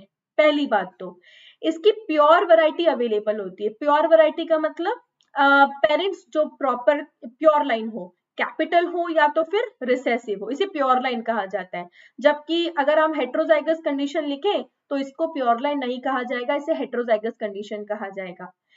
पी प्लांट को आसानी से कल्टीवेट किया जा सकता है। इसकी लाइफ साइकिल कुछ मंथ्स की होती है, तो कुछ मंथ्स में ही अपनी पूरी लाइफ साइकिल यहाँ पर वो कर लेगी, तो हमको जल्दी ऑफस्प्रिंग्स या सीड्स वहां पर अवेलेबल हो जाएंगे। Contrasting traits are observe. Contrasting traits मतलब ऐसे, कंट्रास्टिंग मतलब टॉल या फिर ड्रॉप, ऐसे कैरेक्टर्स मिल रहे थे। इंटरमीडिएट थे तो सही, बट कम थे, उन्हें निग्लेक्ट किया जा सकता है। ये फ्लावर नेचुरली बाइसेक्सुअल होता है, मतलब male and female are found in the single plant, जो कि नॉर्मली सेल्फ पॉलिनेट करते हैं। पर इस फ्लावर को मैनुअली क्या किया जा सकता है, क्रॉस पॉलिनेट करवाया जा सकता है। मैंने आपको बताया था मेंडल ने दो टेक्निक यूज की थी, one was the emasculation. Emasculation का मतलब होता है एंथर का रिमूवल। किसका रिमूवल? एंथर का रिमूवल। तो इन्होंने एंथर को सबसे पहले रिमूव कर दिया ताकि वहां पर एंथर से पोलन फीमेल स्ट्रक्चर के पास ट्रांसफर ना हो पाए। दूसरा, इन्होंने अनवांटेड, ये किसके लिए किया इमैस्कुलेशन? इमैस्कुलेशन किया सेल्फ पॉलिनेशन को रोकने के लिए, और अनवांटेड क्रॉस पॉलिनेशन रोकने के लिए इन्होंने की बैगिंग। बैगिंग का मतलब होता है covering of the female structure, तो कवरिंग ऑफ द स्टिग्मा बोल लो या फिर covering of the female structure, पूरा का पूरा स्ट्रक्चर इन्होंने कवर कर दिया था ताकि वहां पर क्या ना हो पाए, अनवांटेड क्रॉस पॉलिनेशन ना हो pi by the pollinator. Clear? इन्होंने फिर बाद में पोलन को, जिन पोलन को इनको डस्ट करना था, खुद से मैनुअली जाके पोलन को डस्ट किया और वहां पर करवाया पॉलिनेशन। यहाँ पर जो हाइब्रिड बनते हैं वो भी नेचर में फर्टाइल होते हैं, मतलब जो ऑफस्प्रिंग्स बनेंगे पेरेंट्स से वो भी आगे चलकर क्या कर पाएंगे, ये भी आगे चलकर फिर से कंबाइन करके नए ऑफस्प्रिंग बनवाने की पावर रखेंगे। नेचर में कैसे होते हैं, फर्टाइल होते हैं, फर्टिलाइजेशन कर सकते हैं। तो इन कुछ बढ़िया प्रॉपर्टीज की वजह से मेंडल ने पी प्लांट को यूज किया था एज एन एक्सपेरिमेंटल मटीरियल। कौन कौन से कैरेक्टर्स यहाँ पे यूज किए थे, यहाँ से क्वेश्चन पूछ लिया जाता है, तो आप लोगों को याद रखना है कि there are 7 pair of contrasting characters जो मेंडल ने यूज किए थे फॉर हिज एक्सपेरिमेंट। तो 7 कंट्रास्टिंग कैरेक्टर कौन कौन से? First was the height of the plant, second is the seed shape, third is the seed colour, then seed coat, then pod shape, then pod colour, और आखिरी में flower position. तो total 7 contrasting characters. Contrasting क्यों? Dominant recessive दोनों। Dominant जो खुद को express करने की पावर रखते हैं, तो हाइट के केस में tall is the dominant gene and short dwarf is the recessive one. Okay, seed का कलर, सीड का शेप राउंड डोमिनेंटली देखने को मिलता है, ज्यादा पॉपुलेशन में देखने को मिलता है, एक्सप्रेस हो पाता है। रिंकल्ड कम पॉपुलेशन में देखने को मिलता है, रिसेसिव होता है। सीड्स का डोमिनेंट कलर येलो होता है और रिसेसिव कलर, इसको मैं इनको एक्सप्रेस कर लिख भी देती हूँ कि इनके लिए क्या क्या सिंबल यूज किए जाते हैं, हमारे लिए आसान हो जाएगा। तो टॉल के लिए कैपिटल टी, रिसेसिव के लिए स्मॉल टी। इसको इरेज कर देते हैं अपन, इनके कैरेक्टर्स अपन लिखते चलेंगे। ओके, तो अपन को ध्यान रहेगा कि किससे रिप्रेजेंट किया जाता है। रेड से लिखती हूँ, नजर आएगा। कैपिटल के लिए स्मॉल टी, रिसेसिव के लिए कैपिटल के लिए कैपिटल टी, टॉल के लिए कैपिटल टी और रिसेसिव के लिए स्मॉल टी। राउंड के लिए आर यूज करते हैं, रिसेसिव के लिए राउंड सीट के लिए, रिसेसिव के लिए स्मॉल आर यूज करते हैं। सीट कलर के लिए येलो के लिए वाई और ग्रीन के लिए स्मॉल वाई यूज किया जाता है, उसी का same. Seed coat colour green यहाँ पे डोमिनेंट होता है, तो जी यूज किया जाता है यहाँ पे। ओके, और यहाँ पर यूज किया जाता है व्हाइट के लिए स्मॉल जी। ये कॉमन नहीं है, सीड कोट का कलर कॉमन नहीं है, ज्यादा यूज नहीं किया जाता। तो ये जी वाला जो टर्म है वो ज्यादा यूज किया जाता है पॉड के कलर के लिए। ओके, सो यहाँ पर इसको आप व्हाइट से भी मार्क कर सकते हो। डब्ल्यू लिख लो, ज्यादा बेटर रहेगा, एक जैसा नहीं रहेगा। डब्ल्यू लिख लो, ज्यादा बेटर रहेगा। तो यहाँ पर इसे एक्सप्रेस करेंगे कैपिटल डब्ल्यू से, इसको एक्सप्रेस करेंगे स्मॉल से। इन्फ्लेटेड सीड्स के यहाँ पे पॉट कलर की पॉट शेप इन्फ्लेटेड होता है या फिर कॉन्स्ट्रिक्टेड होता है। यहाँ पर पॉट का बता दिया मैंने आपको, ग्रीन से रिप्रेजेंट किया जाता है। फ्लावर का पोजीशन या तो एक्सियल होगा, मतलब कहाँ मिलेगा? टिप पर मिलेगा फ्लावर, या तो फिर कहाँ पर मिलेगा? साइड्स में अवेलेबल होगा, मतलब टर्मिनल पर अवेलेबल होगा। तो इसके लिए दो यहाँ पर यूज किए जाते हैं। Am I clear? तो आप लोगों को याद रखना है मेजर जिस जिस के सिंबल्स को हम यहाँ पे यूज करने वाले हैं, बाकियों के सिंबल चेंज कर सकते हैं। कुछ सिंबल्स को यहाँ पर हमेशा ऐसा ही लिखा जाता है, तो आपको यहाँ पर याद रखना है, क्रॉस करवाते वक्त याद रहेगा। तो हम सबसे पहले बात करते हैं, इंपॉर्टेंट टॉपिक आ गया आपका, that is hereditary, the law of inheritance. Mendelian law of inheritance क्या है? तो सबसे पहले हम यहाँ पे बात करते हैं law of paired factor. Then इसको एक्चुअली लॉ नहीं बोला जाता, इससे लॉ ऑफ पेयर्ड फैक्टर को यहाँ पे काउंट ज्यादातर नहीं किया जाता। सो हम पहला यूनिवर्सल लॉ, क्योंकि यहाँ पर हम जो पहला लॉ मानते हैं that is law of dominance. कहीं जगहों पर लॉ ऑफ पेयर्ड फैक्टर्स को काउंट किया नहीं जाता। ये कहना ये चाहता है कि factors are responsible for the transmission of characters. And what are factors? Factors are the genes, और जीन्स हमेशा पेयर में अवेलेबल होती है, जिनके पेयर्स को क्या कहा जाता है? एलील्स कहा जाता है। Okay, so this is the law of paired factors. Second law हमारे पास है, सेकेंड लॉ इसको काउंट ना करें, इसको हम, ये यूनिवर्सल, ऊपर वाला जो लॉ है ये यूनिवर्सल है, इसका कोई एक्सेप्शन मौजूद नहीं है, इसे हम यहाँ पे स्टेटमेंट के तौर पर भी मानते हैं। पहला लॉ हम जो काउंट करते हैं that is the law of dominance, मतलब वो जो अपने आप को एक्सप्रेस कर पाए वो क्या कहलाएगी? डोमिनेंट जीन कहलाएगी, और डोमिनेंट जीन अपने आप को एक्सप्रेस कर पाती है, डोमिनेंट कैरेक्टर दे पाती है, और रिसेसिव अपने आप को यहाँ पे एक्सप्रेस नहीं कर पाता। तो law of dominance say that in the F1 generation वो कैरेक्टर जो खुद को एक्सप्रेस कर पाए, कौन सी कंडीशन में? हेटेरोजाइगस कंडीशन के अंदर, उसे क्या कहा जाता है? उसे डोमिनेंट कैरेक्टर कहा जाता है, जो डोमिनेंट जीन प्रोवाइड करती है। Clear? Okay, so this is the law of what is known as the law of dominance. हम यहाँ पर जो पहला लॉ काउंट करते हैं, according to I am telling you about the 12th class, 10th class के हिसाब से लॉ ऑफ डोमिनेंस को भी फर्स्ट लॉ काउंट कर लिया जाता है। सो पहला यहाँ पर इंडिविजुअल लॉ हम जो मानते हैं that is the law of segregation, और law of purity of gametes कहा जाता है इसे। ये बहुत इंपॉर्टेंट है। इसके हिसाब से when a pair of factor from a character brought together in a hybrid, they segregate during the formation of the gametes। इसका मतलब ये हुआ कि अगर हमने अलील्स को यहाँ पर यूज किया तो ये अलील्स एक साथ पेयर में अगली जनरेशन में मूव नहीं करती है, ये एक दूसरे से सेपरेट हो जाएंगी। तो एक अलील जाएगी एक जीन जाएगी वहां पर एक गैमीट के अंदर, दूसरी जीन जाएगी दूसरी गैमीट के अंदर। ये एक साथ ट्रैवल अगली जनरेशन में या गैमीट्स के अंदर नहीं करती है। तो during the process of gametogenesis देखा जाता है segregation of the genes, allele pair separate हो जाता है। तो दो भाई हैं जो कुंभ के मेले में सेपरेट हो गए, वो कुंभ का मेला कौन सा है? गैमेटोजेनेसिस, यहाँ पर ये बोला जा रहा है। इन दोनों लॉज को समझाने के लिए हमको बात करनी है law of one gene, inheritance law of one gene नहीं, inheritance of one gene. Inheritance of one gene का मतलब हुआ we are saying single gene के ट्रांसफर की बात, सिंगल जीन से रिलेटेड बात जहां पे बात की जाती है। तो यहाँ पर यूज किया जाता है मोनोहाइब्रिड क्रॉस। तो मोनोहाइब्रिड क्रॉस मतलब जहां पे मैं एक जीन से दिए गए एक कैरेक्टर को यहाँ पर क्या कर रही हूँ? स्टडी कर रही हूँ, वन जीन वन कैरेक्टर।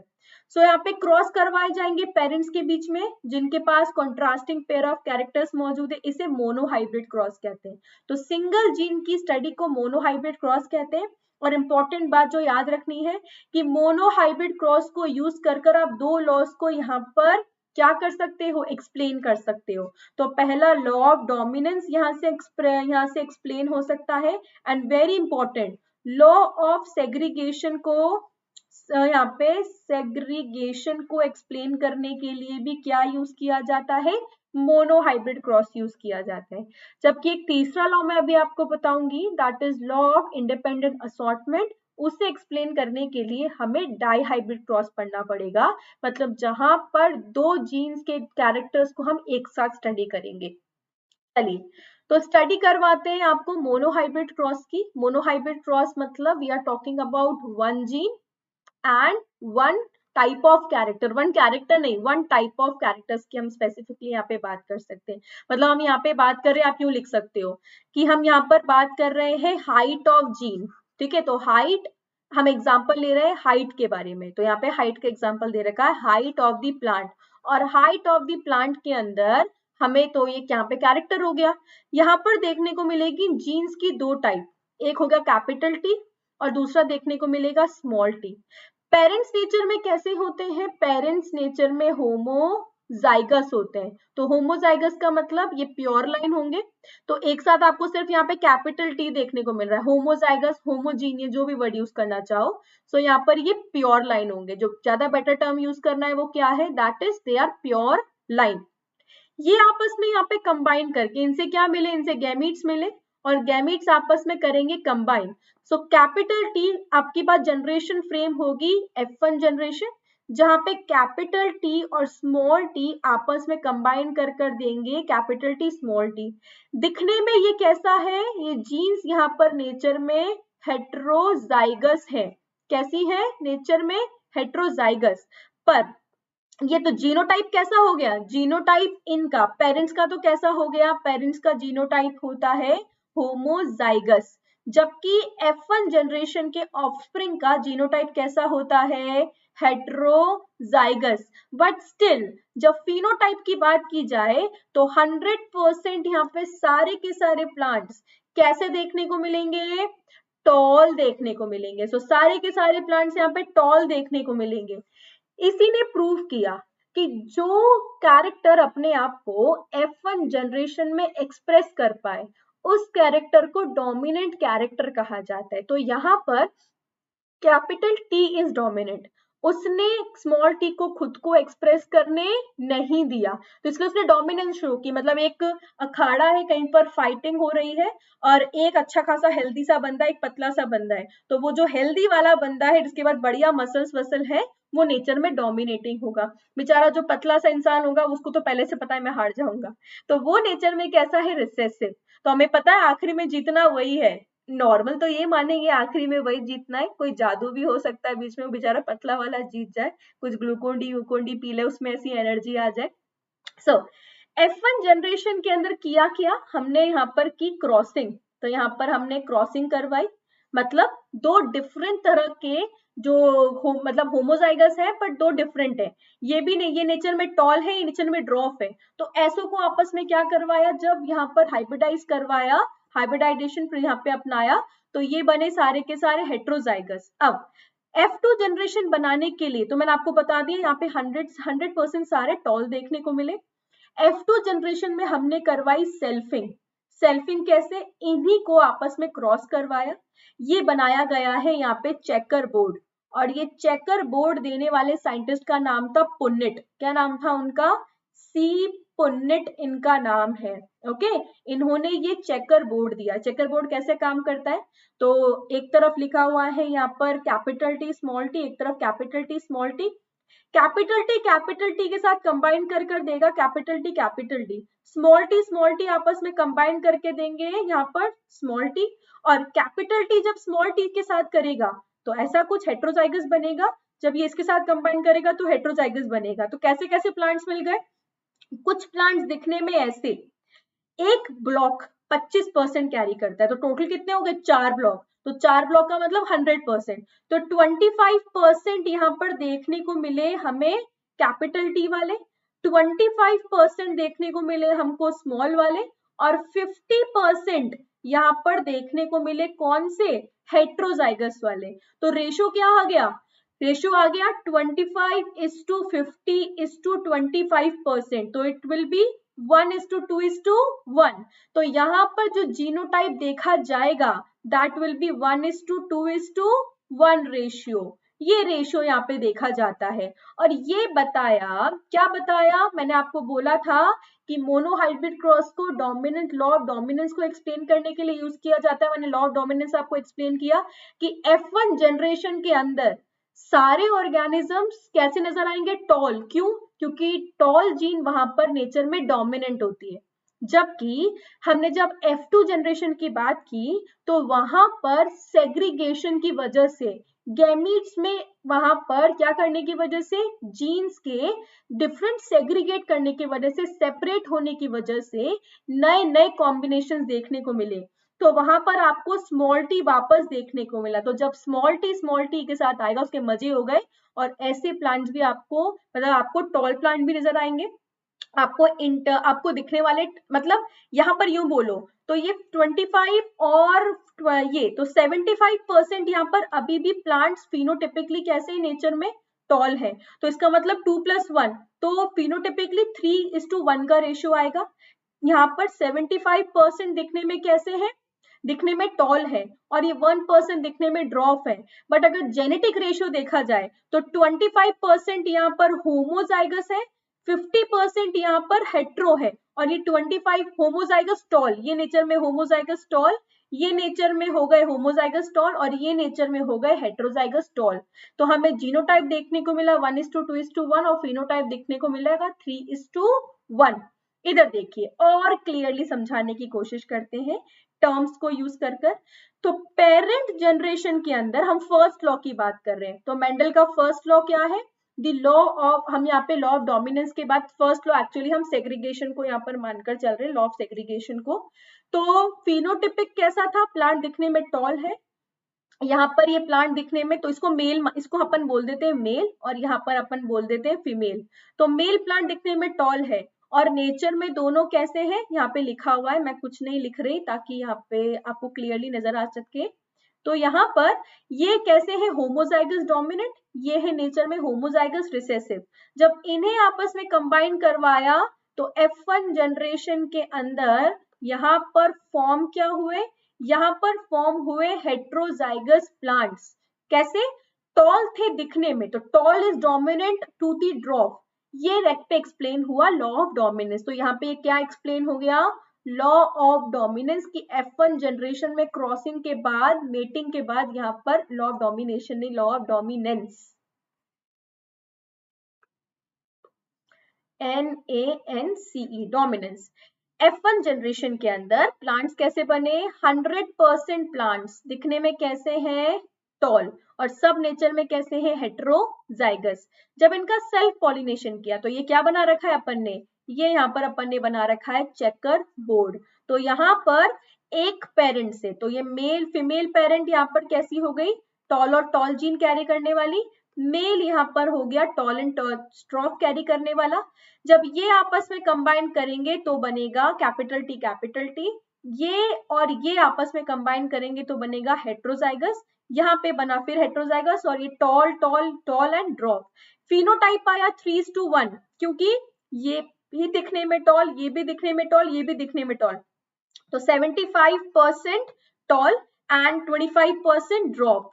यहाँ पे बात करें 25% वॉज दी होमोजाइगस टॉल, ये हो जाएंगे होमोजाइगस ड्रॉप, और यहाँ पे 50% हो जाएंगे ये वाले। 50% कैसे हो गए नेचर के अंदर, दैट इज ये 25% और ये 25% मिलकर कैसा हो गया, ये हो गए नेचर में heterozygous dominant tall in nature. Okay, ये 25% होमोजाइगस टॉल और ये 25% होमोजाइगस ड्रॉप इन नेचर। ये इससे मोनोहाइब्रिड क्रॉस से आई सपोज आपको आप अच्छे से क्रॉस बनाना आ गया हो, आपको 2-3 बार ऐसे क्रॉसेस को बनाने की प्रैक्टिस करनी है। आप कोई भी कैरेक्टर यहाँ पर ले सकते हैं। अब हाइट का मैंने यहाँ पे एग्जांपल लिया है, हाइट के कैरेक्टर की। आप यहाँ पर एग्जांपल ले सकते हैं सीड के कलर का, सीड के शेप का, पॉड के कलर का, फ्लावर के कलर का, whatever you want to take. Okay, test cross जैसे मैंने आपको बताया था, ये कैपिटल टी बन रहा है, स्मॉल टी बन रहा है। बेटा मुझे कुछ नजर नहीं आता।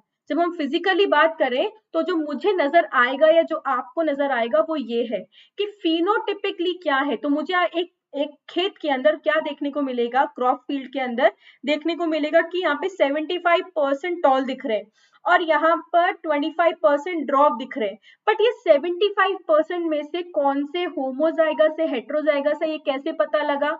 तो ये पता लगाने के लिए हम यूज करेंगे टेस्ट क्रॉस का। तो टेस्ट क्रॉस होता है the cross between a hybrid and a homozygous recessive parent. क्या करने के लिए स्टार मार्क कर लेना, to identify the genotype of the hybrid, कि हाइब्रिड वहां पर होमोजाइगस है।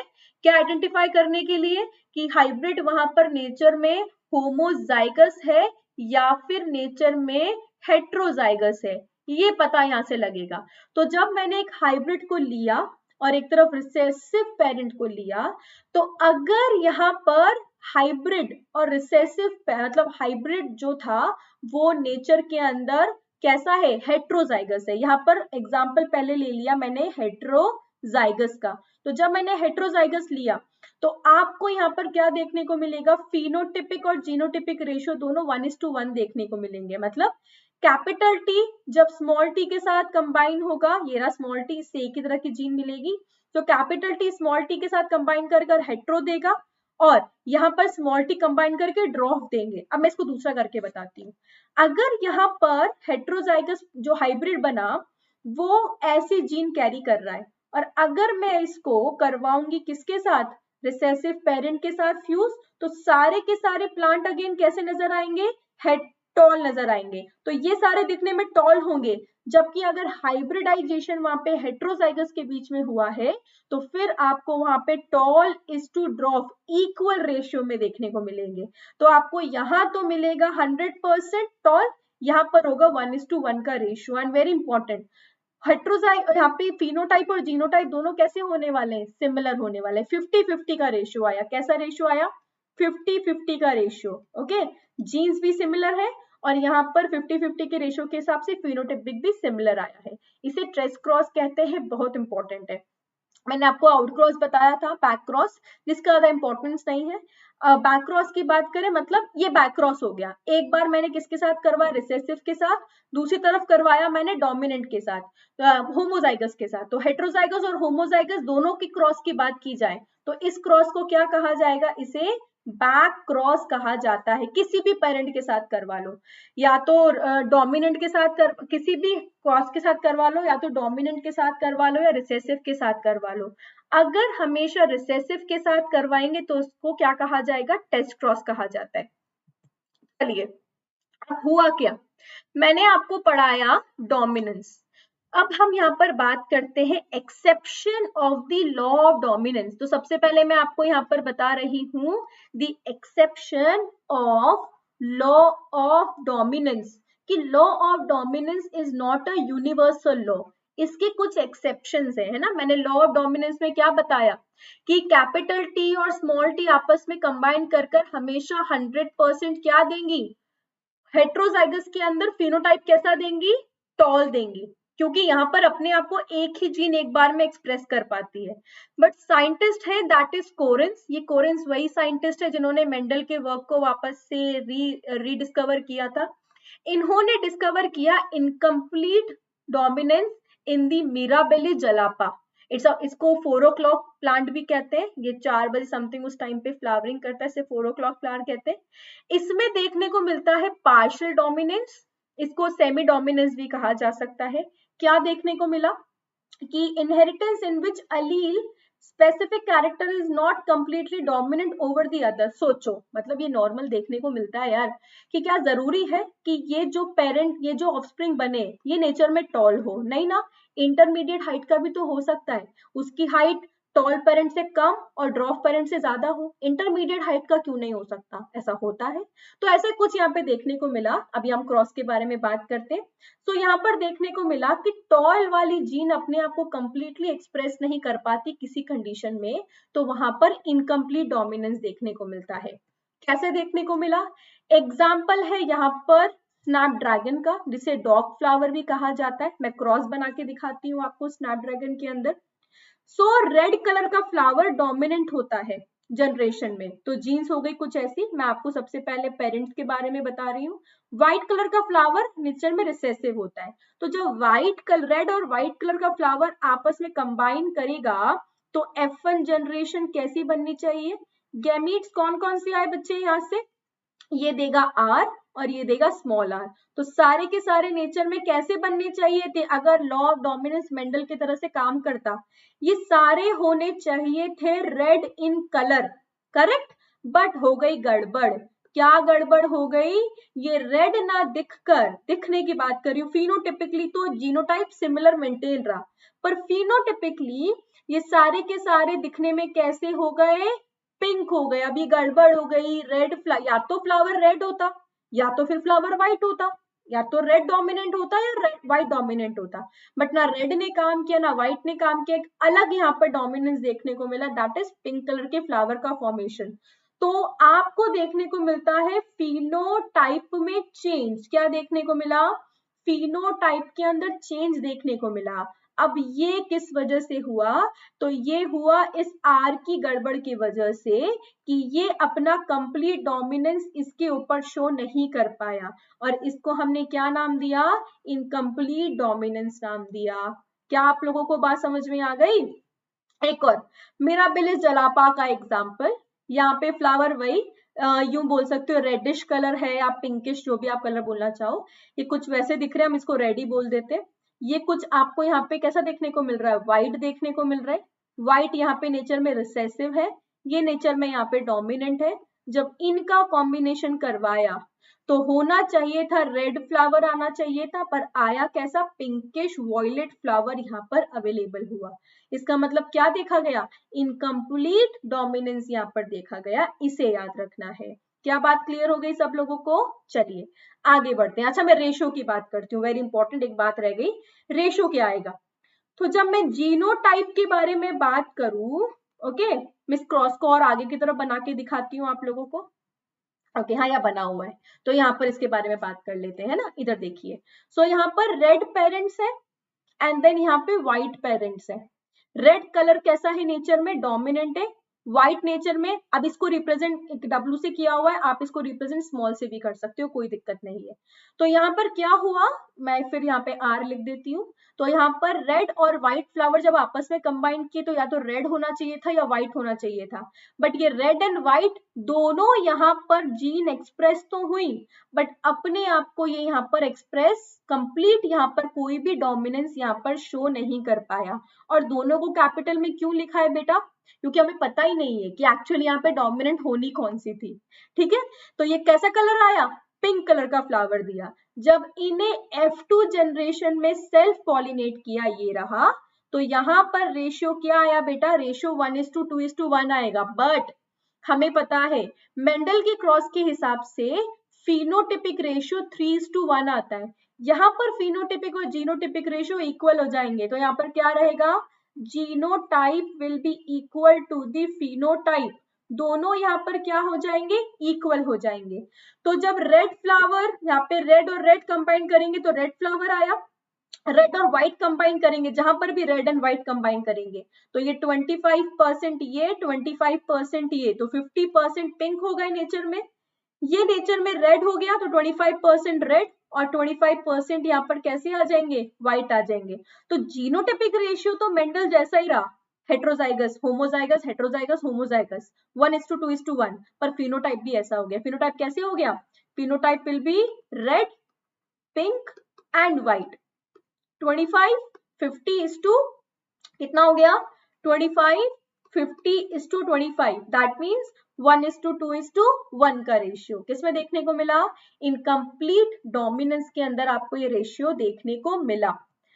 आगे चलते हैं, एक और एक्सेप्शन लेते हैं। एक्सेप्शंस की भरमार है, कमी नहीं है। अब हमने क्या बोला, इनकम्प्लीट डोमिनेंस के अंदर कोई भी एक अपने आप को एक्सप्रेस नहीं कर पाया, ना रेड एक्सप्रेस कर पाया ना व्हाइट एक्सप्रेस कर पाया, तो वहां पर एक नया कॉम्बिनेशन आया, दैट मीन्स पिंक वहां पर आया।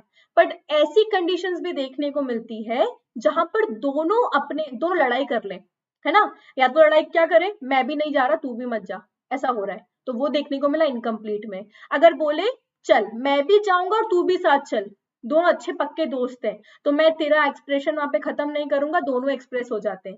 इसे कहा जाता है codominance. And incomplete dominance and codominance both are the example of Mendel laws exception, ठीक है। So both the alleles from a character are dominant and express its full character is called as codominance।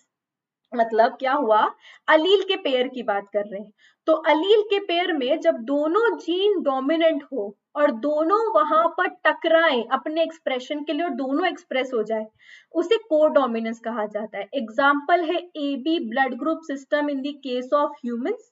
Humans के blood group की बात करें तो humans में blood group को control करने वाली 3 जीन्स होती हैं और रिप्रेजेंट किया जाता है आई से। 3 जीन कौन सी, आई ए, आई बी एंड आई, ओके। अगर आई ए जीन है तो आई ए जीन रिस्पॉन्सिबल होती है for the blood group A, be responsible होती है फॉर ब्लड ग्रुप बी, और आई रिप्रेजेंट जिसके पास कोई एंटीजन नहीं होता, ये ओ ब्लड ग्रुप देती है। कौन सा ब्लड ग्रुप देती है, ओ। और ये एबीओ ब्लड ग्रुप की जीन्स कौन से क्रोमोसोम पर मिलती है, एग्जाम के लिए आपको इंपॉर्टेंट मार्क करना है, these genes are found on chromosome number 9। Express कितनी जीन्स कर रही है, 3 जीन्स कर रही है, कॉम्बिनेशन देखते हैं, है ना। और एक केस जहां पर आई और बी, नॉर्मल क्या होता है बेटा, नॉर्मल ये जो आई और बी जीन होती है दोनों नेचर में डोमिनेंट होती है। ए आ गई आई के साथ तो ए ब्लड ग्रुप, बी आ गई आई के साथ तो बी ब्लड ग्रुप। आई यहाँ पर रिसेसिव होता है, ये दोनों के लिए कैसा है, रिसेसिव, और ये देता है ब्लड ग्रुप ओ, तो जब ये जाएगा तो दोनों को एक्सप्रेस करेगा। क्लियर हुआ। ए बी जीन जब एक साथ आ जाए तो ये ब्लड ग्रुप क्या देंगी, दोनों डोमिनेंट है तो ये ए बी ब्लड ग्रुप देंगी। तो A B blood group is actually not human blood group, A B blood group is actually an example of codominance. So blood group A के लिए जीनोटाइप, अच्छा जीन्स कितनी है, जीन्स है 3, और ये 3 जीन्स जीनोटाइप कितने देती है, तो टोटल 6 जीनोटाइप्स आर देयर। कितने जीनोटाइप्स, 6 जीनोटाइप्स देती है, ओके। और यहाँ पे ब्लड ग्रुप कितने हैं, अगर यहाँ पे पूछा जाए ब्लड ग्रुप तो total how many blood groups are there, 4 blood groups. तो याद कैसे रखना है, जीन कितनी 3, ब्लड ग्रुप कितने 4, जीनोटाइप कितने बनते हैं 6, गजब हो गई बात सुनो, सो ए ब्लड ग्रुप यहाँ पर क्या देगा, अगर ए और ए आपस में साथ में आए तो यहाँ पर ए ब्लड ग्रुप, ए आई के साथ आए क्योंकि आई रिसेसिव है तो भी ए आएगा, बी बी के साथ आए तो B blood group, B I के साथ आए तो बी ब्लड ग्रुप। बेचारा आई, जब 2 आई एक साथ आए मतलब ये कंडीशन कौन सी हो गई, रिसेसिव कंडीशन हो गई, तो यहाँ पर ब्लड ग्रुप ओ बनेगा। और जब ए और बी साथ में जीन्स आ जाए तो ब्लड ग्रुप ए बी यहाँ पर बनेगा। वेरी इंपॉर्टेंट, ये शानदार टेबल है जिसको आप स्टार मार्क कर सकते हो। कोई भी क्वेश्चन ब्लड ग्रुप से आता है वो यहाँ से सॉल्व हो जाएगा। कैसे, अगर एग्जाम में लिखा जाए मेल, जिसको मान लो मेल पेरेंट मान लो, इसको फीमेल पेरेंट मान लो यार, कलर चेंज करते हैं ताकि अच्छे से नजर आ सके। चलो, तो मैंने बोला यहाँ पर इसको मान लो फीमेल और इसको मान लो मेल, तो बोल रखा है अगर यहाँ पर फीमेल का ब्लड ग्रुप ए है और मेल का ब्लड ग्रुप ए है, तो बच्चे के क्या ब्लड ग्रुप होने के चांसेस हैं? आइदर उसका ब्लड ग्रुप ए होगा या फिर ओ होगा। क्यों? क्योंकि जीन्स यहाँ पर कैसी मिल सकती है, या तो जीन्स कुछ इस तरह की मिल सकती है या तो जीन यहाँ पर कुछ इस तरह की मिल सकती है ना। तो इस केस के अंदर यहाँ पे आपको ए और ओ ब्लड ग्रुप मिलेगा। ए और बी कंबाइन होगा तो ए बी एंड ओ सारे कंडीशन आ सकते हैं। इंपॉर्टेंट है, जब ए और ब्लड ग्रुप आया तो दो सारी कंडीशन आ सकती है। ऐसे डिफरेंट कॉम्बिनेशन यहाँ पे गिवन है कि अलग अलग ग्रुप जब आपस में कंबाइन करेंगे, अलग अलग ग्रुप के पेरेंट्स कंबाइन करेंगे तो क्या क्या बच्चों के ऑफस्प्रिंग के यहाँ पर ब्लड ग्रुप होने के चांसेस होते हैं। क्या ये बात समझ में आ गई? आप इनका क्रॉस भी बना सकते हो, क्रॉस बना के भी इसको एक्सप्रेस किया जा सकता है। जैसे मैं एक क्रॉस बना के दिखाती हूँ, चलो एक्सप्लेन करते हैं आपको। एक क्रॉस बना के, इस क्रॉस के अंदर अगर आई ए, पेन चेंज करती हूँ, व्हाइट करती हूँ, अगर आई ए कंबाइन आईसी जीन्स है और अगर ये कंबाइन करता है आई ए आई के साथ, तो यहाँ पर क्या क्या ब्लड ग्रुप होने के चांसेस है? यहाँ पर ब्लड ग्रुप एक ही होने के चांसेस है, दैट इज ए, क्योंकि यहाँ पर आई ओ ब्लड ग्रुप आने के लिए दोनों तरफ क्या होना चाहिए? आई होना चाहिए। इसका मतलब अगर मैं इसे रब कर कर इसी में इरेज कर देती हूँ, अगर इसे यूं बना दूं, यहाँ पर आई लिख दूं, तो फिर ब्लड ग्रुप ए भी हो सकता है और ब्लड ग्रुप ओ भी आ सकता है। तो ऐसे आप अलग अलग कॉम्बिनेशन बना सकते हो ब्लड ग्रुप के। समझ में आ गई बात? चलिए आगे हम यहाँ से शुरू करेंगे इनहेरिटेंस ऑफ टू जीन्स। मतलब एक साथ हम दो जीन्स को स्टडी करेंगे जो किन्हीं दो कैरेक्टर्स को कंट्रोल करेंगी बट एक दूसरे के आसपास मौजूद है। क्लियर? चलिए लॉ, यहीं से लॉ स्टडी करेंगे तो इस क्रॉस को, जो क्रॉस यहाँ पे यूज किया जाएगा to explain the second law of inheritance, मतलब लॉ ऑफ इंडिपेंडेंट असॉर्टमेंट को समझाने के लिए डाई हाइब्रिड क्रॉस का यहाँ पर यूटिलाइजेशन किया जाएगा। Law, second law of inheritance या लॉ ऑफ इंडिपेंडेंट असॉर्टमेंट क्या बोलता है? फैक्टर्स जिन्हें जीन्स कहते हैं हम, जीन्स अगर डिफरेंट पेयर में मौजूद हो तो यहाँ पर गैमीट फॉर्मेशन के टाइम पर ये इंडिपेंडेंटली एक दूसरे से डिस्ट्रीब्यूट होगी। इसका मतलब मैं आपको एग्जांपल देती हूँ, हमसे एग्जांपल। अगर मेरी मदर के आईज का कलर ब्लैक है और उनके बालों का कलर ब्लैक है, तो इसका मतलब ये नहीं है कि मेरी आईज का कलर भी ब्लैक होगा और बालों का कलर ब्लैक होगा। ऐसा हो सकता है कि मुझे आई कलर तो आ गया मेरी मदर से, मेरी आईज का कलर ब्लैक है, बट हेयर कलर मुझे आ गया फादर से और मेरे हेयर्स का कलर ब्राउन हो गया। तो ऐसा हो सकता है। इसका मतलब जीन्स एक साथ मूव नहीं करती है। नॉट नेसेसरी कि जीन्स, दो कैरेक्टर की जीन्स एक साथ ही जाएंगी। ये दोनों, मेरे आई का कलर और हेयर का कलर मुझे मदर से ही आएगा, ये जरूरी नहीं होता है, क्योंकि यहाँ पर इंडिपेंडेंट असॉर्टमेंट देखा जाता है। ओके, इसे समझाने के लिए आप दो कंट्रास्टिंग कैरेक्टर्स को एक साथ स्टडी करोगे। चलो स्टडी किया जाए, हमको तो मटर में स्टडी करना है। इधर तो दो कैरेक्टर्स ले लिए हमने।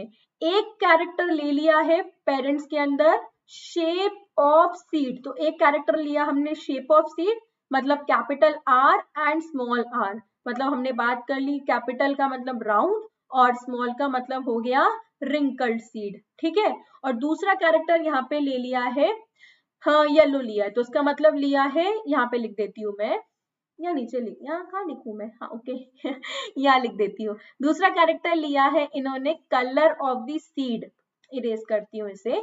सो दूसरा कैरेक्टर यहाँ पे क्या लिया है? दूसरा कैरेक्टर लिया है कलर ऑफ सीड। और कलर ऑफ सीड कौन कौन सा है? एक डोमिनेंट होता है येलो और रिसेसिव होता है ग्रीन, तो ग्रीन को लिखा स्मॉल वाई से। ठीक है, तो yellow and green colour of the seed. एक साथ दो कैरेक्टर यहाँ पर हम स्टडी कर रहे हैं। तो जीन्स बन गई कुछ ऐसी, capital R and capital Y. पहले तो पेरेंट्स में तो होमोजाइगस ही लेंगे, तो यहाँ पर कंडीशन कैसी रहने वाली है? होमोजाइगस रहने वाली है। जब इन्हें आपस में कंबाइन किया तो गैमीट्स कैसे बनेंगे? Capital R capital Y small R small Y. जब F1 जनरेशन में कंबाइन करेंगे तो कुछ ऐसा कॉम्बिनेशन नजर आएगा, बट हमें पता है F1 जनरेशन में 100% डोमिनेंट कैरेक्टर शो होता है अकॉर्डिंग टू मेंडल। तो आपको यहाँ पे सीड्स कैसी नजर आएंगी? सारी की सारी सीड्स राउंड एंड येलो नजर आएंगी। मतलब वो जो कैसा कैरेक्टर था, वो जो डोमिनेंट कैरेक्टर था, बट ये नेचर में कैसी हो चुकी है? ये अब हेट्रोजाइगस है। ओके, ये बात अब पढ़ने कर ली लॉ ऑफ डोमिनेंस तक। आगे बात करते हैं। अगर यहाँ पे करवाया जाए आगे, क्या करवाया जाए, ये रहा F1 जनरेशन बन गई है, F1 जनरेशन की करवाई जाए यहाँ पर सेल्फिंग, तो एक हो गया ये और दूसरा हो गया यहाँ पर ये, तो आप करवा रहे हो अब इनकी आपस में सेल्फिंग F2 जनरेशन के अंदर, तो F1 की सेल्फिंग करवाई। सेल्फिंग करवाने की जब बात आई तो यहाँ पे जीन्स कौन सी बनी, यूं बनेगी, एक कैरेक्टर को लिखते, चलो बनाते कैसे मैं दिखाती हूँ। कैपिटल आर, मैं इसी के साथ लिखती हूँ कैपिटल आर, फिर कैपिटल आर, फिर आप लिख लो small R and small R. तो एक बार कैपिटल आर कंबाइन कर पाएगा कैपिटल वाई के साथ, एक बार कंबाइन करेगा स्मॉल वाई के साथ, एक बार स्मॉल आर कंबाइन करेगा कैपिटल के साथ, ये कंबाइन करेगा स्मॉल के साथ, ठीक है। और एक तरफ ये एक पेरेंट की बात कर ली मैंने, और दूसरे पेरेंट के अंदर भी आपको सेम ही कॉम्बिनेशंस यहाँ पर देखने को मिलेंगे, और जब इनको आपस में अपन फ्यूज करवाएंगे तो ऐसा चेकर बोर्ड बन गया। इधर देखो सबका रेशियो कितना, 4 में से 1, मोनोहाइब्रिड की बात कर रहे हैं ना यार, दो मोनोहाइब्रिड क्रॉस को आपस में कंबाइन करके डाइहाइब्रिड बनाया गया, तो 1:4 सबका प्रोबेबिलिटी होगा यहाँ पे।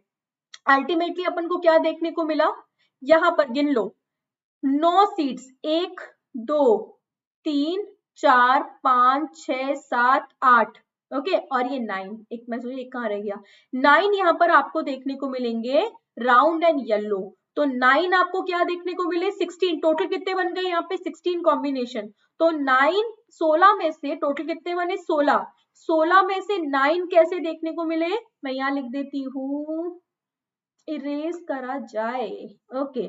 सो यहाँ पर क्या देखने को मिला, 9 यहाँ पर देखने को मिले राउंड और येलो डोमिनेंट, 3 आपको देखने को मिले ये वाले 3, क्या देखने को मिले राउंड एंड ग्रीन, तो 3 यहाँ पे देखने को मिले राउंड एंड ग्रीन, 3 यहाँ पे देखने को मिले ग्रीन एंड येलो, तो 3 देखने को मिले ग्रीन एंड येलो, और एक यहाँ पर देखने को मिला, या कौन सा देखने को मिला, ग्रीन, और क्या हो जाएगा, सॉरी यहाँ पे रिंकल था ये, रिंकल्ड एंड येलो, और आपको एक यहाँ पर देखने को मिलेगा रिंकल्ड एंड ग्रीन, ये आपको कॉम्बिनेशन देखने को मिले।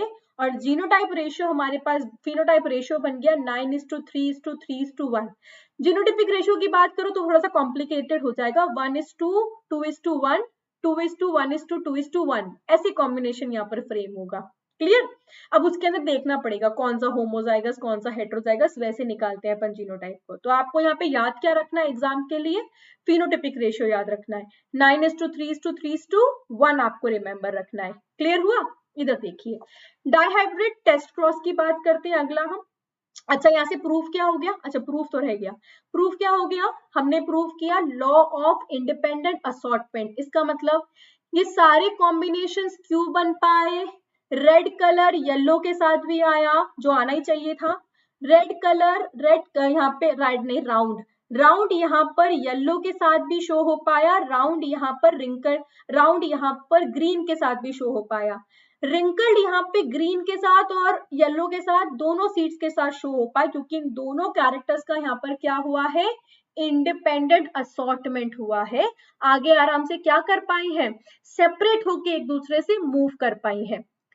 डाइहाइब्रिड टेस्ट क्रॉस, जैसे अपन ने वहां टेस्ट क्रॉस बनाया था, तो यहाँ पर टेस्ट क्रॉस किसके बीच में, वही test cross between the heterozygous, that is cross between this in the recessive parents, तो ये इसके बीच में क्रॉस करवाया जाएगा, रेशियो अभी भी वही आना है 1:2 1:1:1:1, सारे 1:1:1:1, 50% यहाँ पे देखने को मिलेगा। देखो गैमीट्स ये वाले रिसेसिव से, हेट्रोजाइगस से ऐसे गैमीट्स देखने को मिले जैसे मैंने पहले बनाए थे, और यहाँ पर सारे अलग कॉम्बिनेशंस नजर आएंगे, एवरी, ये आएगा राउंड एंड येलो, ये आएगा राउंड एंड ग्रीन, ये आ जाएगा ग्रीन रिंकल्ड एंड येलो, ये हो जाएगा ग्रीन रिंकल्ड एंड, आर से ग्रीन याद आता है, रिंकल्ड एंड ग्रीन, तो चारों अलग अलग कॉम्बिनेशंस यहाँ पर आपको देखने को मिलेंगे।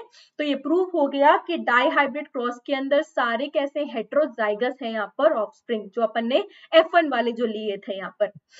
आगे हम बात करते हैं, अभी हमने बात की about the law of dominance, law of dominance का हमने law of dominance, independent assortment, segregation सबके बारे में बात की, मतलब हमने मेंडल के काम के बारे में बात की, और मेंडल का सारा काम किसके आसपास घूमता था, जीन्स के आसपास घूमता था।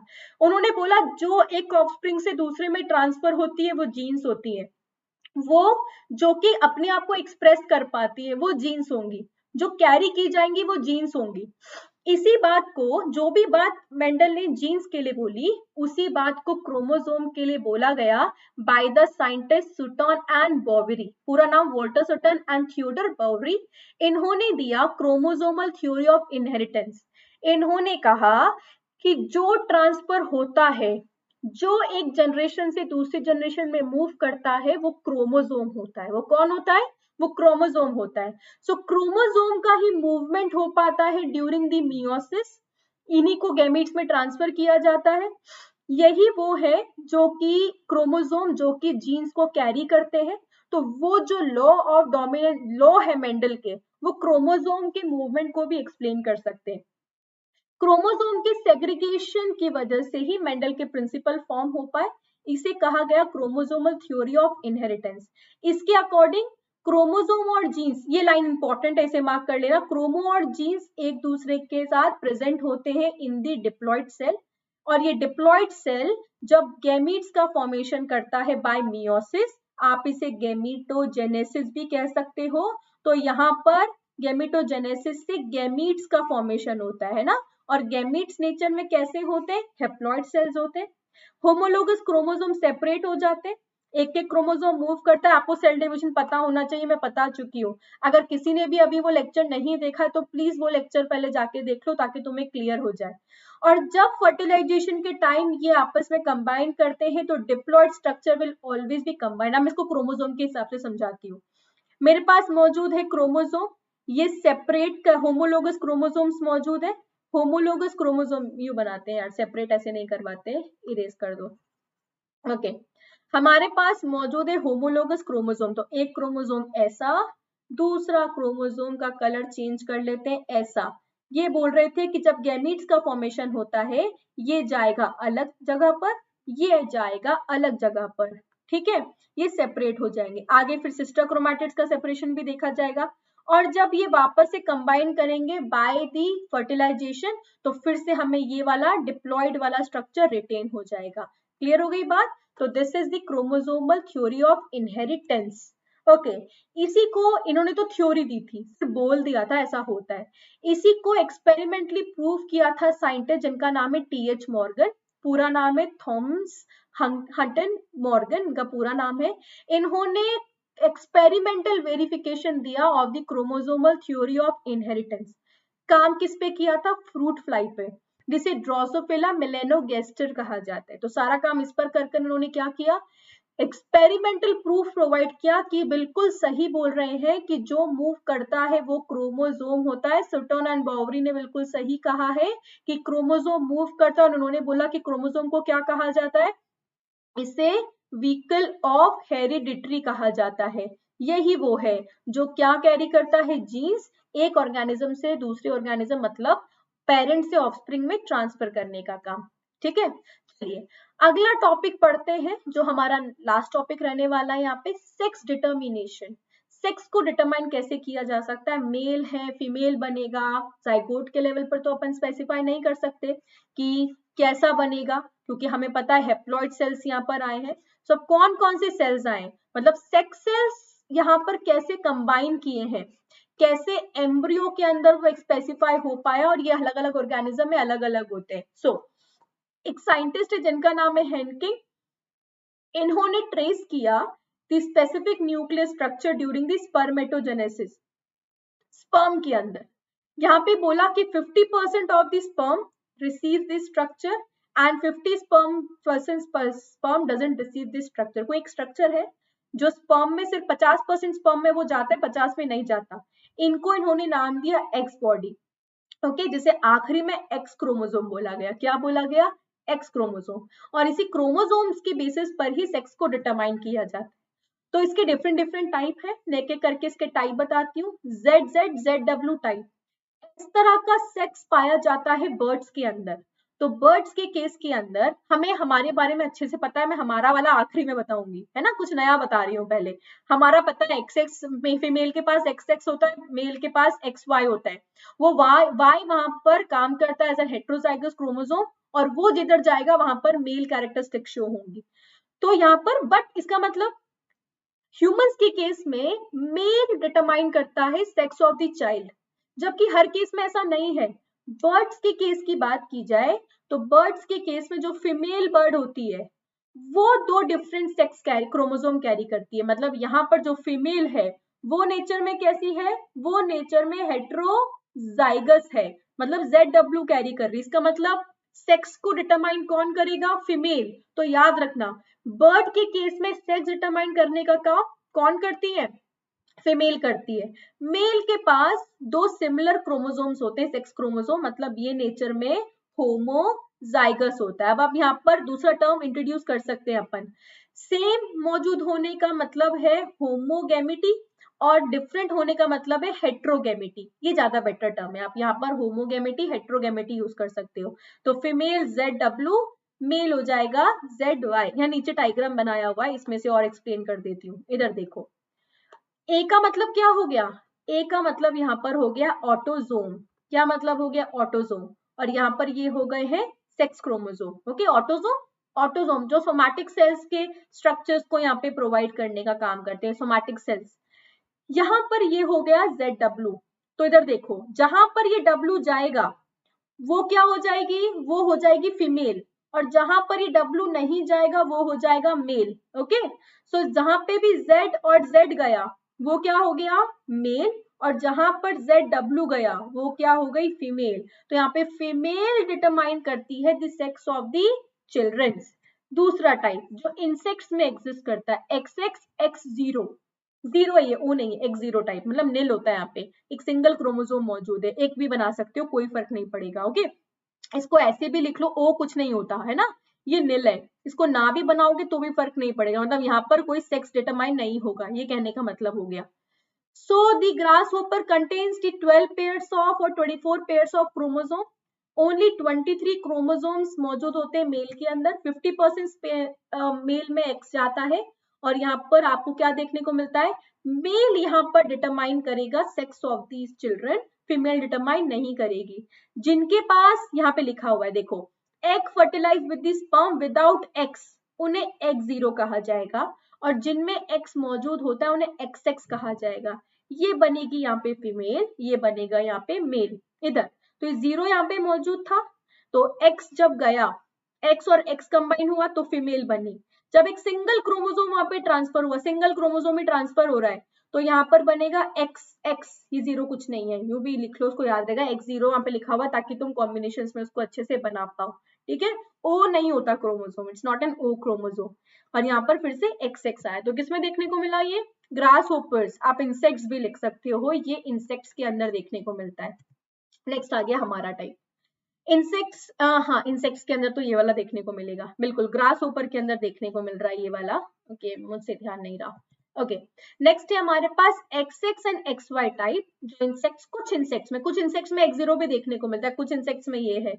मैमल्स के अंदर देखने को मिल रहा है, जहां पर both male and female have the same number of chromosome, 46 chromosomes मौजूद होते हैं मेल और फीमेल दोनों के पास। तो यहाँ पर ऑटोजोम्स होते हैं, अगर पेयर की बात करें तो हो गया 23 पेयर्स, किसमें मौजूद है 23 पेयर्स, इसको 22+1 लिखा जाता है। तो ये हो गया यहाँ पे ऑटोजोम, और एक हो गया सेक्स पेयर। क्लियर, XY की बात कर रहे हैं अपन यहाँ पे। सो ऑटोजोम, मेल के केस में ऑटोजोम और एक X क्रोमोसोम मौजूद होता है, लार्ज X, और एक छोटा सा Y क्रोमोसोम मौजूद होता है। तो अगर ये मेन सिमिलर क्रोमोसोम मौजूद है तो Y थोड़ा सा नेचर में कैसा होगा, छोटा क्रोमोसोम होता है ना। और यहाँ पर मेल हेट्रोगैमेटिक है और फीमेल यहाँ पर होमोगैमेटिक होती है, ऐसी, और ये होता है ऐसा। तो सेक्स डिटरमाइन करने का काम कैसे हुआ, फादर एंड मदर। तो यहाँ पर जहां पर भी Y ट्रांसफर होगा, वहां पर there will be a baby boy, और जहां पर भी X ट्रांसफर होगा, एक X मेल देने वाला है, वहां पर होगी बेबी गर्ल। तो सेक्स डिटरमाइन करने का काम कि बेबी बॉय होगा या बेबी गर्ल होगा, वो डिटरमाइन करता है मेल, फीमेल डिटरमाइन नहीं कर रही है। तो स्पर्मेटोजोआ एंड ओवा जब फ्यूज करेंगे by the process of fertilisation, तो यहाँ पर डिसाइड किया जाएगा the sex of the child. इसे कहते हैं sex determination in the case of humans, that is heterozygous male and homozygous female. Birds के केस के अंदर female is heterozygous and male is homozygous. Grasshopper के case में भी मैंने आपको ये बताया, मेल वहां पे हेट्रोजाइगस होता है, फीमेल होमोजाइगस होती है। क्या टॉपिक क्लियर हो गया? तो आप लोगों को सबको चैनल का नाम याद रखना है, दैट इज उन्नति। चैनल को लाइक, इस सेशन को लाइक करना है, चैनल को सब्सक्राइब करना है। थैंक यू बच्चों आज का सेशन अटेंड करने के लिए। मैं सेशन का सेकंड पार्ट जल्दी लेकर आ रही हूँ। तो मैं नेक्स्ट सेशन के अंदर आपको पढ़ाने वाली हूँ इवोल्यूशन, ह्यूमंस के अंदर इवोल्यूशन, अर्थ पर इवोल्यूशन, लेमार्क की थ्योरी, डार्विन की थ्योरी, ये सब कुछ अपन डिस्कस करने वाले हैं इन दी नेक्स्ट सेशन। तब तक के लिए आप सब लोगों को bye bye, take care, see you in the next session.